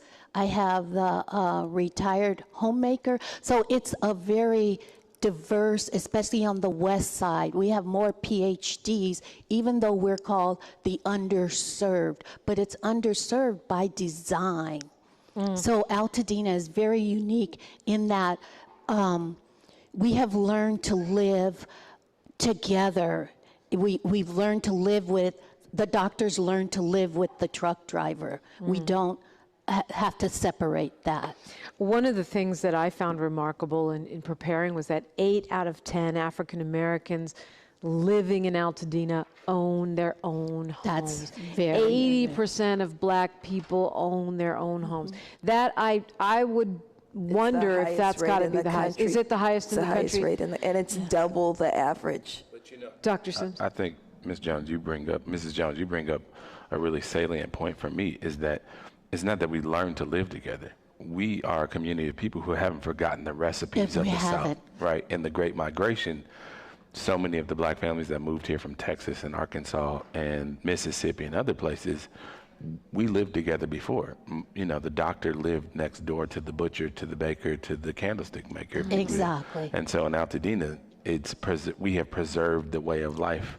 When desegregation happened, you know, in the South, it's still, actually Pasadena was still segregated. We are the last school district in the nation to be desegregated, and it happened by federal order. And so... And it was Altadenians that bought the fight. Right. We're up against the clock here for news, traffic, and sports. Real quick, Dr. Abdullah, Black Lives Matter is raising money right now. We're raising money right now to provide direct support to people who are impacted, as was lifted up.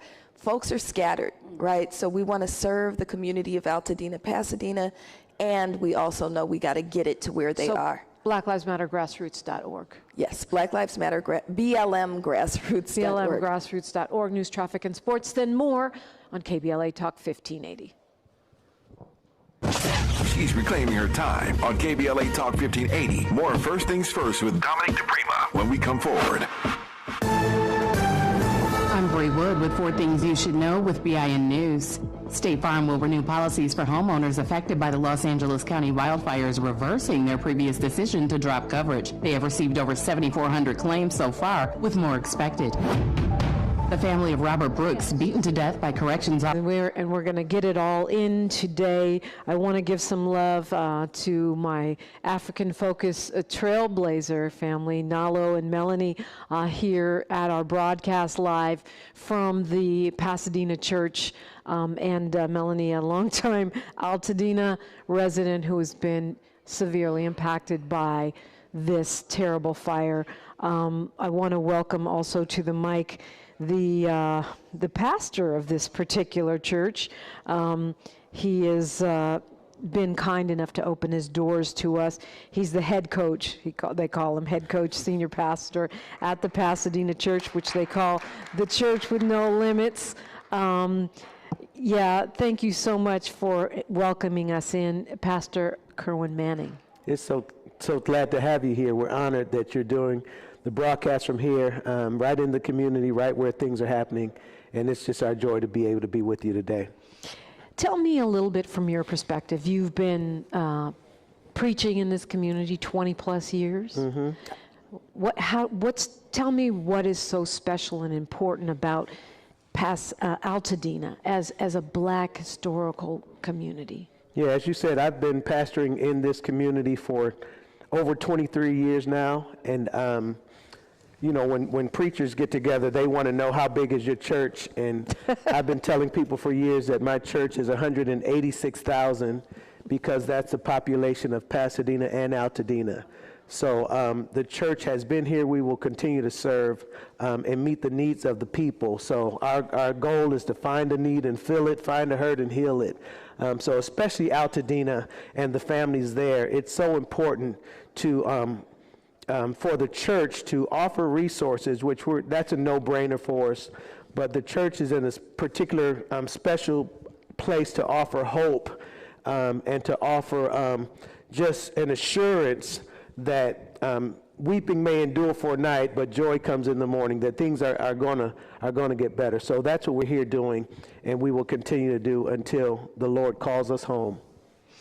I think about, you said 186,000, that's Altadena and Pasadena together, but Altadena, I believe, is about 40,000 people. Yeah. And when I hear 7,000 structures down, that's just such a huge percentage of the people here. Yeah, it is. It's the only word that I can use from what I've seen and where I've been is the word war zone to help people who are not here understand the devastation and the destruction, and so that's terrible and terrifying. But we're believing that out of these ashes that beauty's going to rise. That's from Isaiah 61:3. It says that the Lord gives beauty for ashes.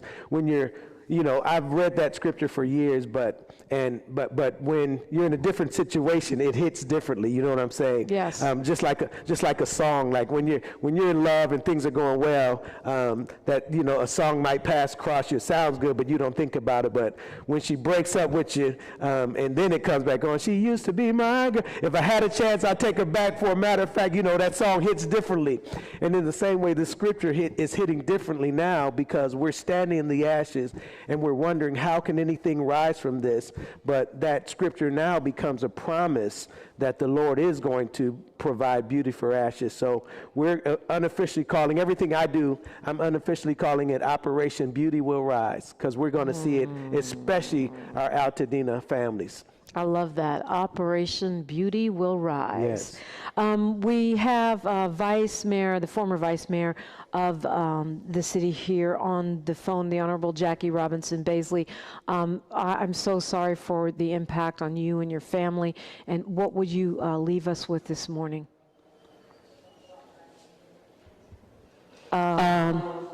Ms. Robinson Baisley, can you hear me? Okay, we may have lost her.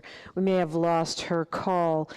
So I'll pivot to you, Dr. Sims. I know you're going to come and join us next week along with your sister. But what do you want folks to know? What is the news getting wrong? What is the broader community that's not Altadena missing here? Just that we are a community that is very focused on healing. I think this isn't just about structures. This is about people. This is about connection. This is about the ways in which all of these folks have continued to support each other and lift each other up despite loss. And so as you tell the story of Altadena, or you hear the story of Altadena, know that this is a resilient group of people who will not go easily, who will not fall, and don't come here trying to steal our land. You know, I think that's one of the clear messages that I want to send. We don't need you to come build 1,000 condos. There's a very unique footprint in Altadena, and it is homes, and it is families, and it is people who care deeply about each other, about preserving our history, and about writing a new chapter. And I am hearing that a lot. And we talked about this. Brandon Lamar is here. You were on my show Monday. We talked about the great work you're doing. Of course, you're the president-elect of the NAACP of Pasadena, but you're also on the ground with neighborhood servants and others just making this happen. But the concern about people being spread out. How do we make sure people come back, that the land isn't sold off, and that the people, wherever they are receiving the help? Since the help is centered here, and they could be anywhere from Fontana to San Bernardino to Inglewood. I think the important thing is we know who is from this community, and we know who is around this community. And so we're looking at efforts that has been happening all across the United States to support here. We want you to support the efforts that people that have roots that we're doing here, right?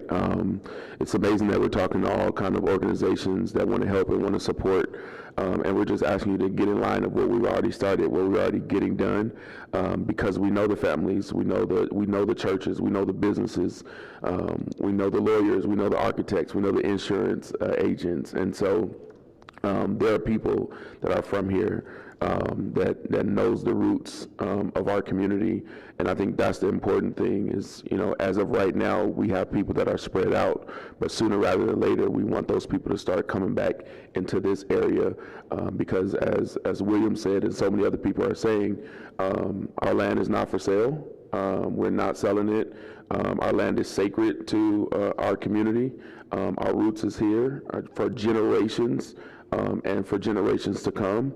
And we're going to stand on that. And if we got to create our new National Guard with the people that are from here, then we would do that to protect our land ourselves. So, Brandon, you don't see this as the dispersal or the end of this black enclave?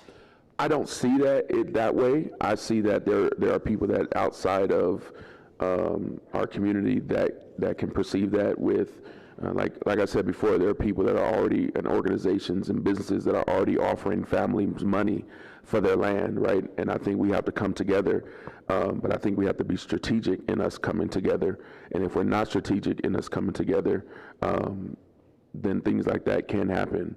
But I think we have enough force on our streets and in our community to ensure that that does not happen within our communities as we continue to protect our neighbors, as we continue to protect our seniors, because also a lot of our seniors don't know what they don't know, right? It's a new generation, new different time.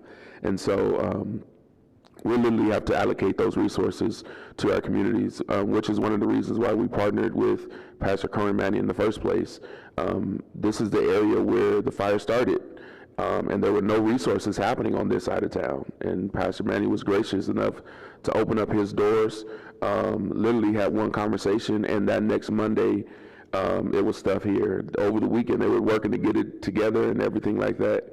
And so it's been a powerhouse. And that's what it's about. It's about collaboration. If you come here and think you're going to do something on your own, you might want to think again. But it has to do with collaboration within our community and building those bridges and those gaps where they might be.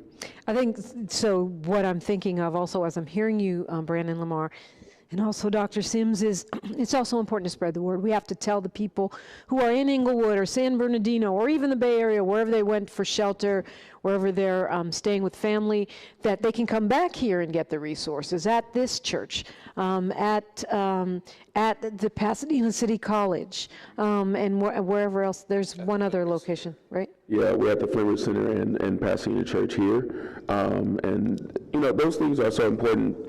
Our families are coming back. Let me just say that we have families that have, at the end of the day, it was an emergency at that moment, and they needed to find somewhere to go at that moment. There were so many families that had to evacuate. Those families, a lot of them in the Pasadena area, are now back in their homes. And so we have some hotels that are opening up and Airbnbs that are opening up in this area. And so if you are in San Bernardino, Long Beach, San Fernando Valley, please come back home. There's space, there's room for you.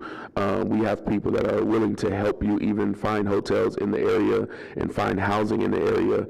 And so you can definitely reach out to the Flint Ridge Center. We have active staff waiting to reach out to you, and also for you to reach out to them so that we can help you find somewhere inside of your community, because I think that's the important thing. We heal better when we're together. We don't heal when we're separated. And so we want our community to be here where their family is, where their community is, because we know best what happens when tragedy strikes. Sad thing is we come together, but now we got to stay together. After the media leaves, after the volunteer leaves, after the funding leaves and all those things, we have to continue to remain a community, and that's what we're pushing for at this moment. That's a great point, but KBLA, we're not leaving. We're going to be in this for the long haul. We will continue this conversation. We'll get an update on what's happening with the schools right now when we come forward on KBLA Talk 1580. More First Things First with Dominique DiPrima when we come forward. The Ignited Light program invites one and all to the 8th annual Dr. Martin Luther King Jr. Day of Service, January 18th, 9 a.m. to 1 p.m. at the Baldwin Hills Crenshaw Plaza. The spirit of Dr. King's legacy of service continues as local organizations come together. The drive-through food giveaway, free medical services, the Department of Children's Services offering employment opportunities, foster and emancipated females aged 18 to 26 can take part in the very special She Ready luggage giveaway on Saturday, January 18th, 9 a.m. to 1 p.m., Baldwin Hills Crenshaw Plaza. More info, visit adayon.org. Again, where are we with schools? My understanding is the ones that are not impacted will remain closed next week. Is that correct? We have just received a public health order for the city of Pasadena, and because of that, we are obligated to honor that health order, and we are obligated to comply with the health safety requirements to test, evaluate, and receive positive certifications before we can reopen schools. So the district is actively engaged in that process of trying to ensure that as quickly as we can meet the requirements under the new public health order by the city. So do you have any sense of it, a week, 2 weeks, months?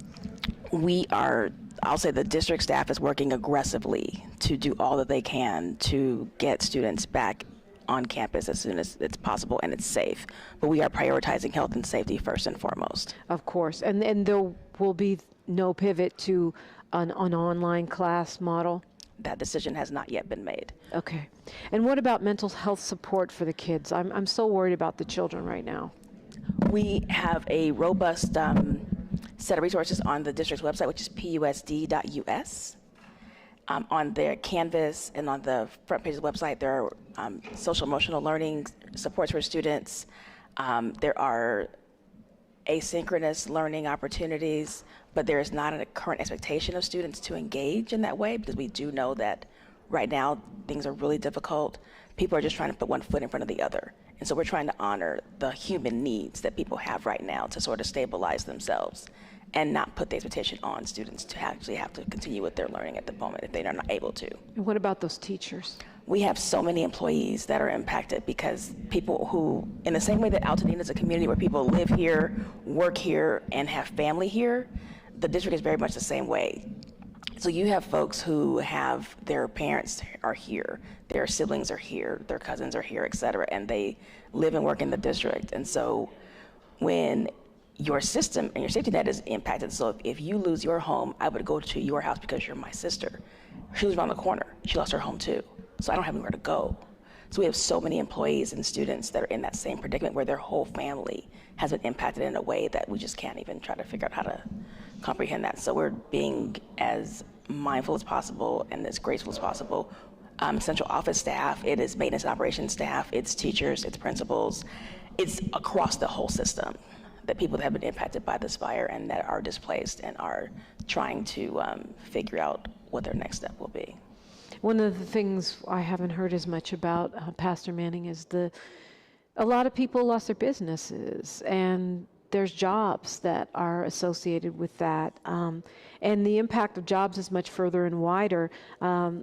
What resources can folks look to and find regarding that if you're out of a job or your business is down? Yeah, this is where the power of community comes forward. We're going back. We have social media and we have all types of ways to communicate, but the good old word of mouth, one beggar telling another beggar where to find bread, and just getting the word out. When something's going on over here, we've got a trusted chain, a text chain that we're sending out to the 17 families of our church alone that have lost everything, while we continue to serve the community, and just, wherever it is, whether it's a job opportunity or for businesses to jump in and be a part of this. And when employment opportunities come, we'll be one of those spaces where people can get the trusted information to be able to help them get employment. 17 members in one church. 17, yeah. That is just, it's just really hard to get my mind around these numbers and what's happening here. And we're praying it won't be 18. We're not sure about our home yet, but hopefully we'll get word today. We may be able to get an escort to our home to see, but we're resolved. You as in you, my wife and I. Your wife? Yeah. So wow. we're evacuated in a hotel, but the show must go on and ministry continues. And God has an amazing way, I believe, of turning your misery into ministry. So these are opportunities, especially for the faith community, to be here for everybody else. Yeah, it's really well said. Earlier in the broadcast, Michelle White from Neighborhood Servants pointed out that they were helping in the Paradise Fire, and they still haven't rebuilt from that fire yet. That's been many years. So we are looking at a long game here. And I want to ask, we'll start with you, Veronica Jones. I mean, you said you barely started with the Historical Society in documenting the Black stories here. So give me, can people come and tell their stories to you? Are you collecting this information? We're talking the long view back and the long view forward, the road ahead. Right, and we had just started planning our 90th anniversary, and part of that anniversary was to call in the community and get those old photographs in and photograph those families. And there's a book called Scenes of LA. It was going to be Scenes of Altadena, and we were going to document that. So what we're doing right now is we haven't been able to get back in our building yet to see what is still there, but what we plan to do is get funds to continue that program, to continue documenting, and even more so if people have photographs. We feel like the house is burned with those photographs in there. What are we going to do? Now we document the stories of those people. And I just want to address something you said. Really quickly, because we're almost out of time here. Okay, really quick. Even though Altadena is this community, this vibrant black community, there is definitely a dividing line from Lake over to the west side. Now is the time for the politicians to step up and put that infrastructure in the Black community. My beauty salon is gone. My yoga shop is gone. The coffee shop. To put the money that was promised so many years ago when they took away our building fund. They were going to do this big community building, and it never happened. Bring that money back. We need those services. We need those jobs. What a great challenge. Veronica Jones, and you reach out to the Altadena Historical Society if you do have some photos or some history. Pastor Manning, I'm going to give you the last word here. Words of comfort, whether it is that you want to share resources, whatever that might be. Yeah, I've been thinking through and praying through what is happening here, and I believe that crisis has a way of building a community even stronger. As an African-American preacher, I got to put it in an alliteration, but I've just been sharing with people that crisis causes clarity. When we had to flee, I didn't go for my Jordan collection. I was just trying to get some shoes to run out. Crisis also cultivates community, what you're seeing here on the ground and at other sites. Communities come together. Nobody's asking your political affiliation. Nobody's asking your gender. Nobody's asking all of those things, because the only thing that matters is that community is serving community. The common denominator is the hurt and the pain. Crisis also creates a chance. We've seen that just from day one. The chance or opportunity comes in two forms, either good or evil. The evil, while we've evacuated, there's folks looting our homes. But the good is that we've got the community serving those who have lost everything. And I believe with all of my heart that good wins. Good wins. And the good that's happening here is going to create and bring the eyes of the world back to Pasadena. Just a few days ago, they were watching the Rose Parade and the Rose Floats and the game. I'm a Buckeyes fan too, so don't hate on that. But then a few days later, they were watching the devastation. Yes. But out of the ashes, they're going to turn back. And in a few days, weeks, months, years, they're going to look at Pasadena and Altadena especially and say, oh my goodness, look at the beauty that has come from these ashes. Pastor Manning, again, thank you for welcoming us into your church. We are passing the mic to Tavis Smiley. He's got a great show on deck for you. I'm going to steal a phrase from Pastor Manning to close. He says, crisis causes clarity. Like my mama used to say, history is now, and we are making it together. Altadena strong. Until next time, one love. Santa Monica. I'm Bree Wood with 4 Things You Should Know with BIN News. State Farm will renew policies for homeowners affected by the Los Angeles County wildfires, reversing their previous decision to drop coverage. They have received over 7,400 claims so far, with more expected. The family of Robert Brooks, beaten to death by corrections officers in upstate New York, is suing. Body camera footage shows officers repeatedly punching and kicking him while restrained. I like the car. How long have you been a rideshare driver? About 3 years now. I really enjoy it. Isn't it hard to make money these days with the price of gas being so high? Not for me. I use Upside, the free app that gives you cash back for every gallon of gas you buy. Wait a minute. Are you saying you actually get real money back when you get gas with the Upside app? Yep, I get real cash back. If you love to travel, Capital One has a rewards credit card that's perfect for you. With Venture X, earn unlimited double miles on everything you buy and turn everyday purchases into extraordinary trips. Plus, receive premium travel benefits like access to over 1,300 airport lounges where you just check in and chill out. Open up a world of possibilities with Capital One. What's in your wallet? Terms apply. Lounge access is subject to change. See CapitalOne.com for details.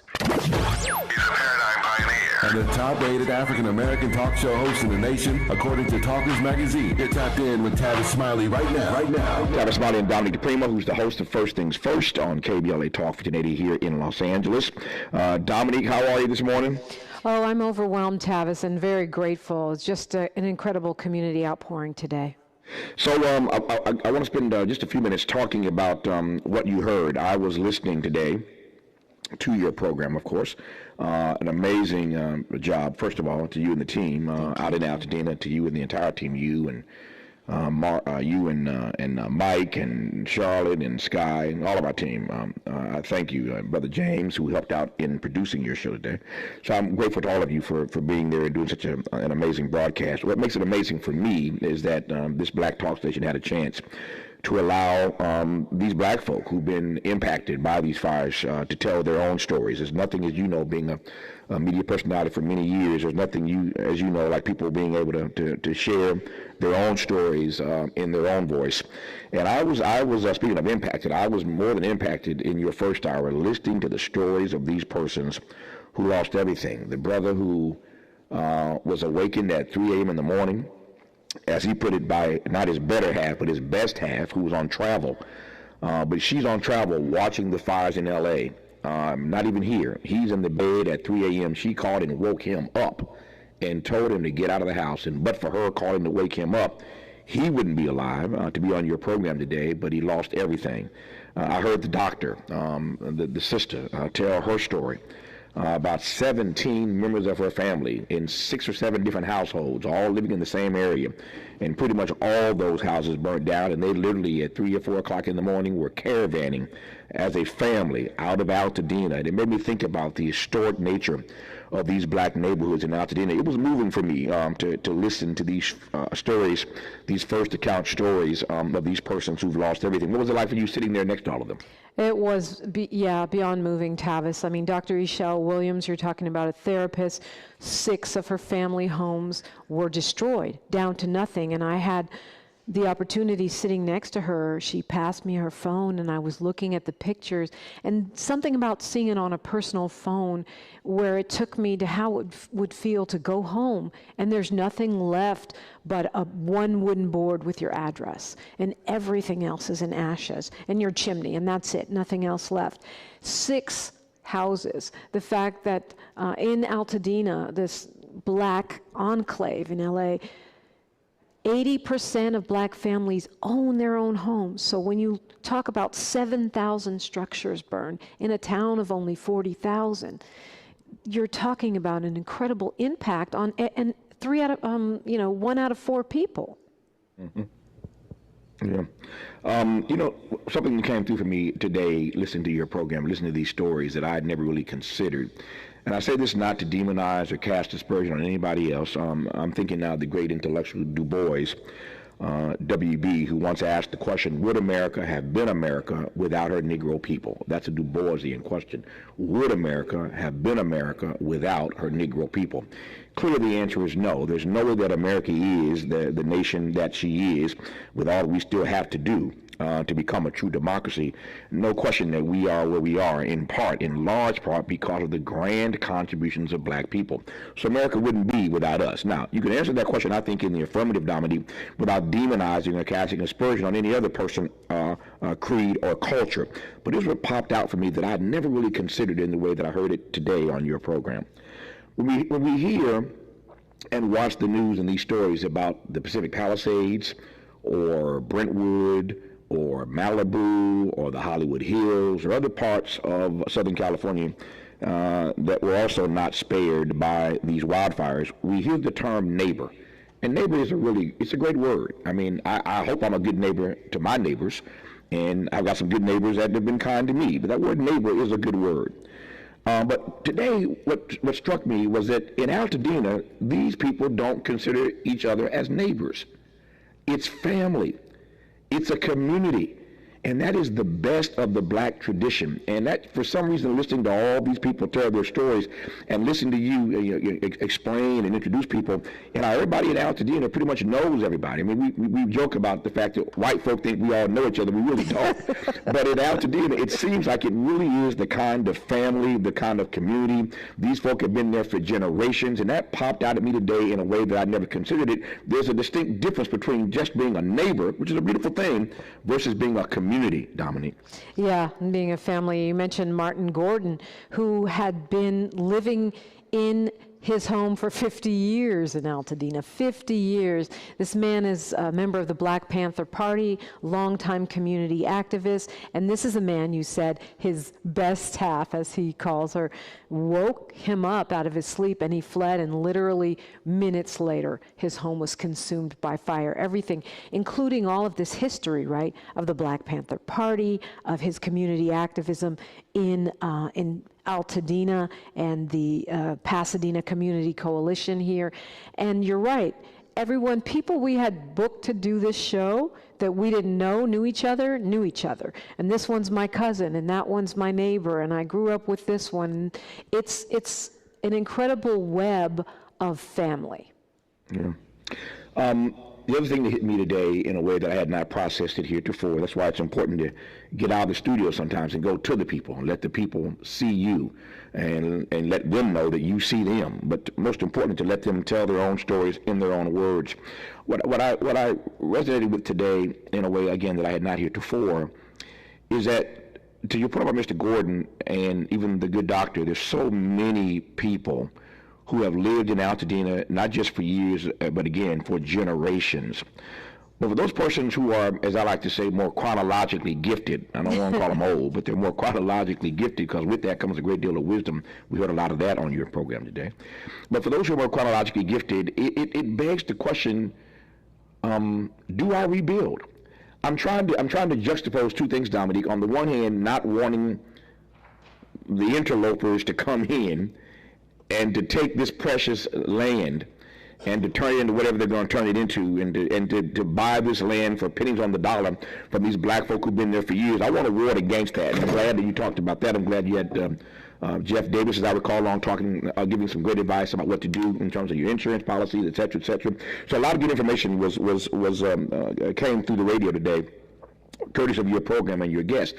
But I'm thinking of these senior citizens, and this question of whether or not to rebuild. If you're again in your 80s or even near your 80s, and you know it's going to take you, I was talking to somebody from FEMA the other day, it's going to take you minimum 3 years. This is what they're telling the good white folk in the Palisades and in Malibu. Minimum 3 years to rebuild your house. That's in those neighborhoods.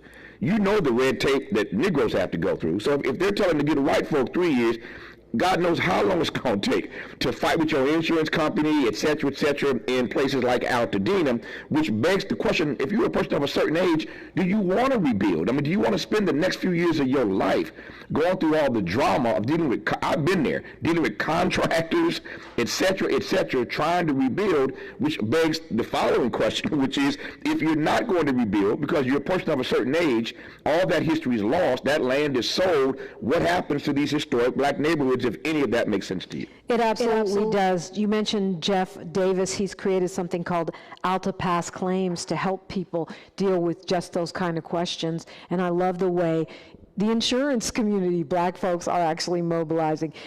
What he was suggesting in a situation like that is maybe that chronologically gifted elder takes the insurance money that would have paid for the home, for the replacement of the home, takes that money and goes off to the sunset, finds themselves a place, and then gifts the land to the next generation and lets the next generation take a loan against the land to rebuild a home there. So that way it stays black, you continue to pass on that generational wealth, but that elder, that chronologically gifted person, has the nest egg that would be the insurance money for the rebuilding. So the rebuilding happens with a loan instead of the insurance, and the land stays in the family because we know land is key. Yeah. Speaking of the ecology now, just watching my time here, I heard you say when you came on the air today that on your drive out, it was abundantly clear to you that you were getting closer and closer to ground zero, as it were. Our studio is in Leimert Park. For those who know anything about Southern California or know about LA, we are in Leimert Park.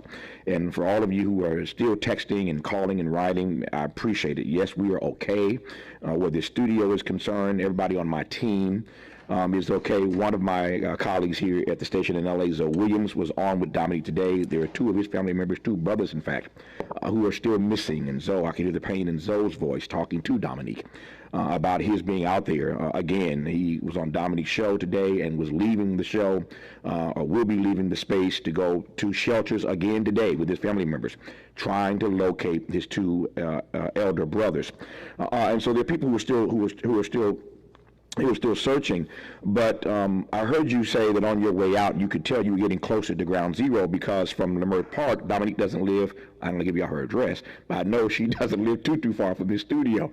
So she had a nice haul to get out to Altadena, but I heard you talking about as you got closer, you could see in the skies, you could smell the smoke, you could tell from Leimert Park to where you were headed in Altadena, Pasadena area, that you were getting closer to ground zero. Describe that for me, what that felt like, knowing and just being able to sense, feel, and smell that you were getting closer to some kind of devastation. Yeah, because when these fires broke out, you could smell it and feel it really in the Crenshaw district where we are. But now it's subsided somewhat. The winds have blown. Yes, we still have ash on our cars. We know there's fires. But as I got closer and closer to Altadena, I started to smell those smells of the first day, and they're very strong. You start to see the gray in the sky. And when I got out of the car, my eyes started to water the way that they did the first day, and I immediately reached for my mask because you know that those toxins are thick in the air. And it just reminded me of how much more challenging this is, whether they're older folks or kids. You know, they're living in this impacted area, and it is still, I mean, yes, the containment is up to 55% today, which is great news, but it is still very much an active crisis. That is good news for those around the country listening. The Eaton Fire up to 55% containment today, so we finally crossed over 50%. So that fire, we're into week 2. This broke out last Tuesday. Today is Thursday, so we're into week 2, and these fires are still not out. But it's good news. It's a blessing to hear that the Eaton Fire is 55% contained today. I was listening again as you were talking to Brother James, who we again thank for helping to co-produce on site today, this live remote from the Altadena, Pasadena area on Dominique's program. Listening to him say that yesterday he had an official drive-through with one of these agencies, and so he was able to get into the Altadena area to where these black communities have been burnt out to see firsthand, up close, the devastation. And I heard him sharing with you today that, and this is my phraseology, not his, that he would not necessarily advise people to go back. They want to go back. They want to see, their place. But he said there's literally nothing there. There's nothing there to see. And to your point, the toxins are in the air. We had to change locations for this live remote today because the first location that Dominique and team had locked into, we couldn't get to. The National Guard, we drew the boundaries, and so we could not even get to that space to do her show live today. So we had to pick an alternate location. We went to a church there, and that's where they did their show today. We couldn't even get to that space. But I heard James again saying that, he was just struck by how much worse it was that he even imagined when he got inside these areas. And he was saying to people, I'm not sure you want to go back and see this kind of devastation, Dominique. Yeah, that's right. James Farr is who you're talking about. He writes for the LA Progressive, and he co-produced the show today. He was doing a ride-along with law enforcement, and on the ground, he said they were walking down the street in one area, and they had to immediately leave because there was a gas leak, and there could have been an explosion at any moment. So we don't think about not just the buildings being gone, but open pipelines and toxic chemicals, and still there are embers and ashes and heat under piles of refuse. So literally, he realized it's not just that it was much more devastation and widespread demolition of these communities, but also that they are actively and intensely dangerous. And so even though we're yearning to go back into our homes, the fact is it's not a good idea. I do not know any people on the planet who are more resilient than black people. Don't get me started on that. But nobody more resilient than we are. I have 60 seconds left. I'll give it to Dominique DiPrima. What are your takeaways from your experience today, what you saw, what you witnessed, what you heard? My main takeaway is that this community is not giving up and they're not going away. They may be dispersed to family and friends, but they are very, very committed, not just to the immediate mutual aid, but to the long haul, to preserving this Black wealth, this Black-owned land, these homes, and more importantly, the community, the fiber, the traditions of Altadena. And Altadena is strong. I don't think they're going anywhere. And so, you know, for those of us who really want to be part of the solution, we need to look at helping out long term, not just showing up for the moment. We talked about family earlier in this conversation, and Dominique DiPrima is part of a grand legacy herself. She just happens to be not just a brilliant host on my home station in L.A., but just happens to be the daughter of the legendary and iconic poet Amiri Baraka. That is her father. Her mother is Diane DiPrima. Both are now deceased, but she's part of a grand legacy herself. Her brother is the current mayor of Newark and running for governor in New Jersey, Roz Baraka. But we are honored to have her as our lead host every day here in L.A.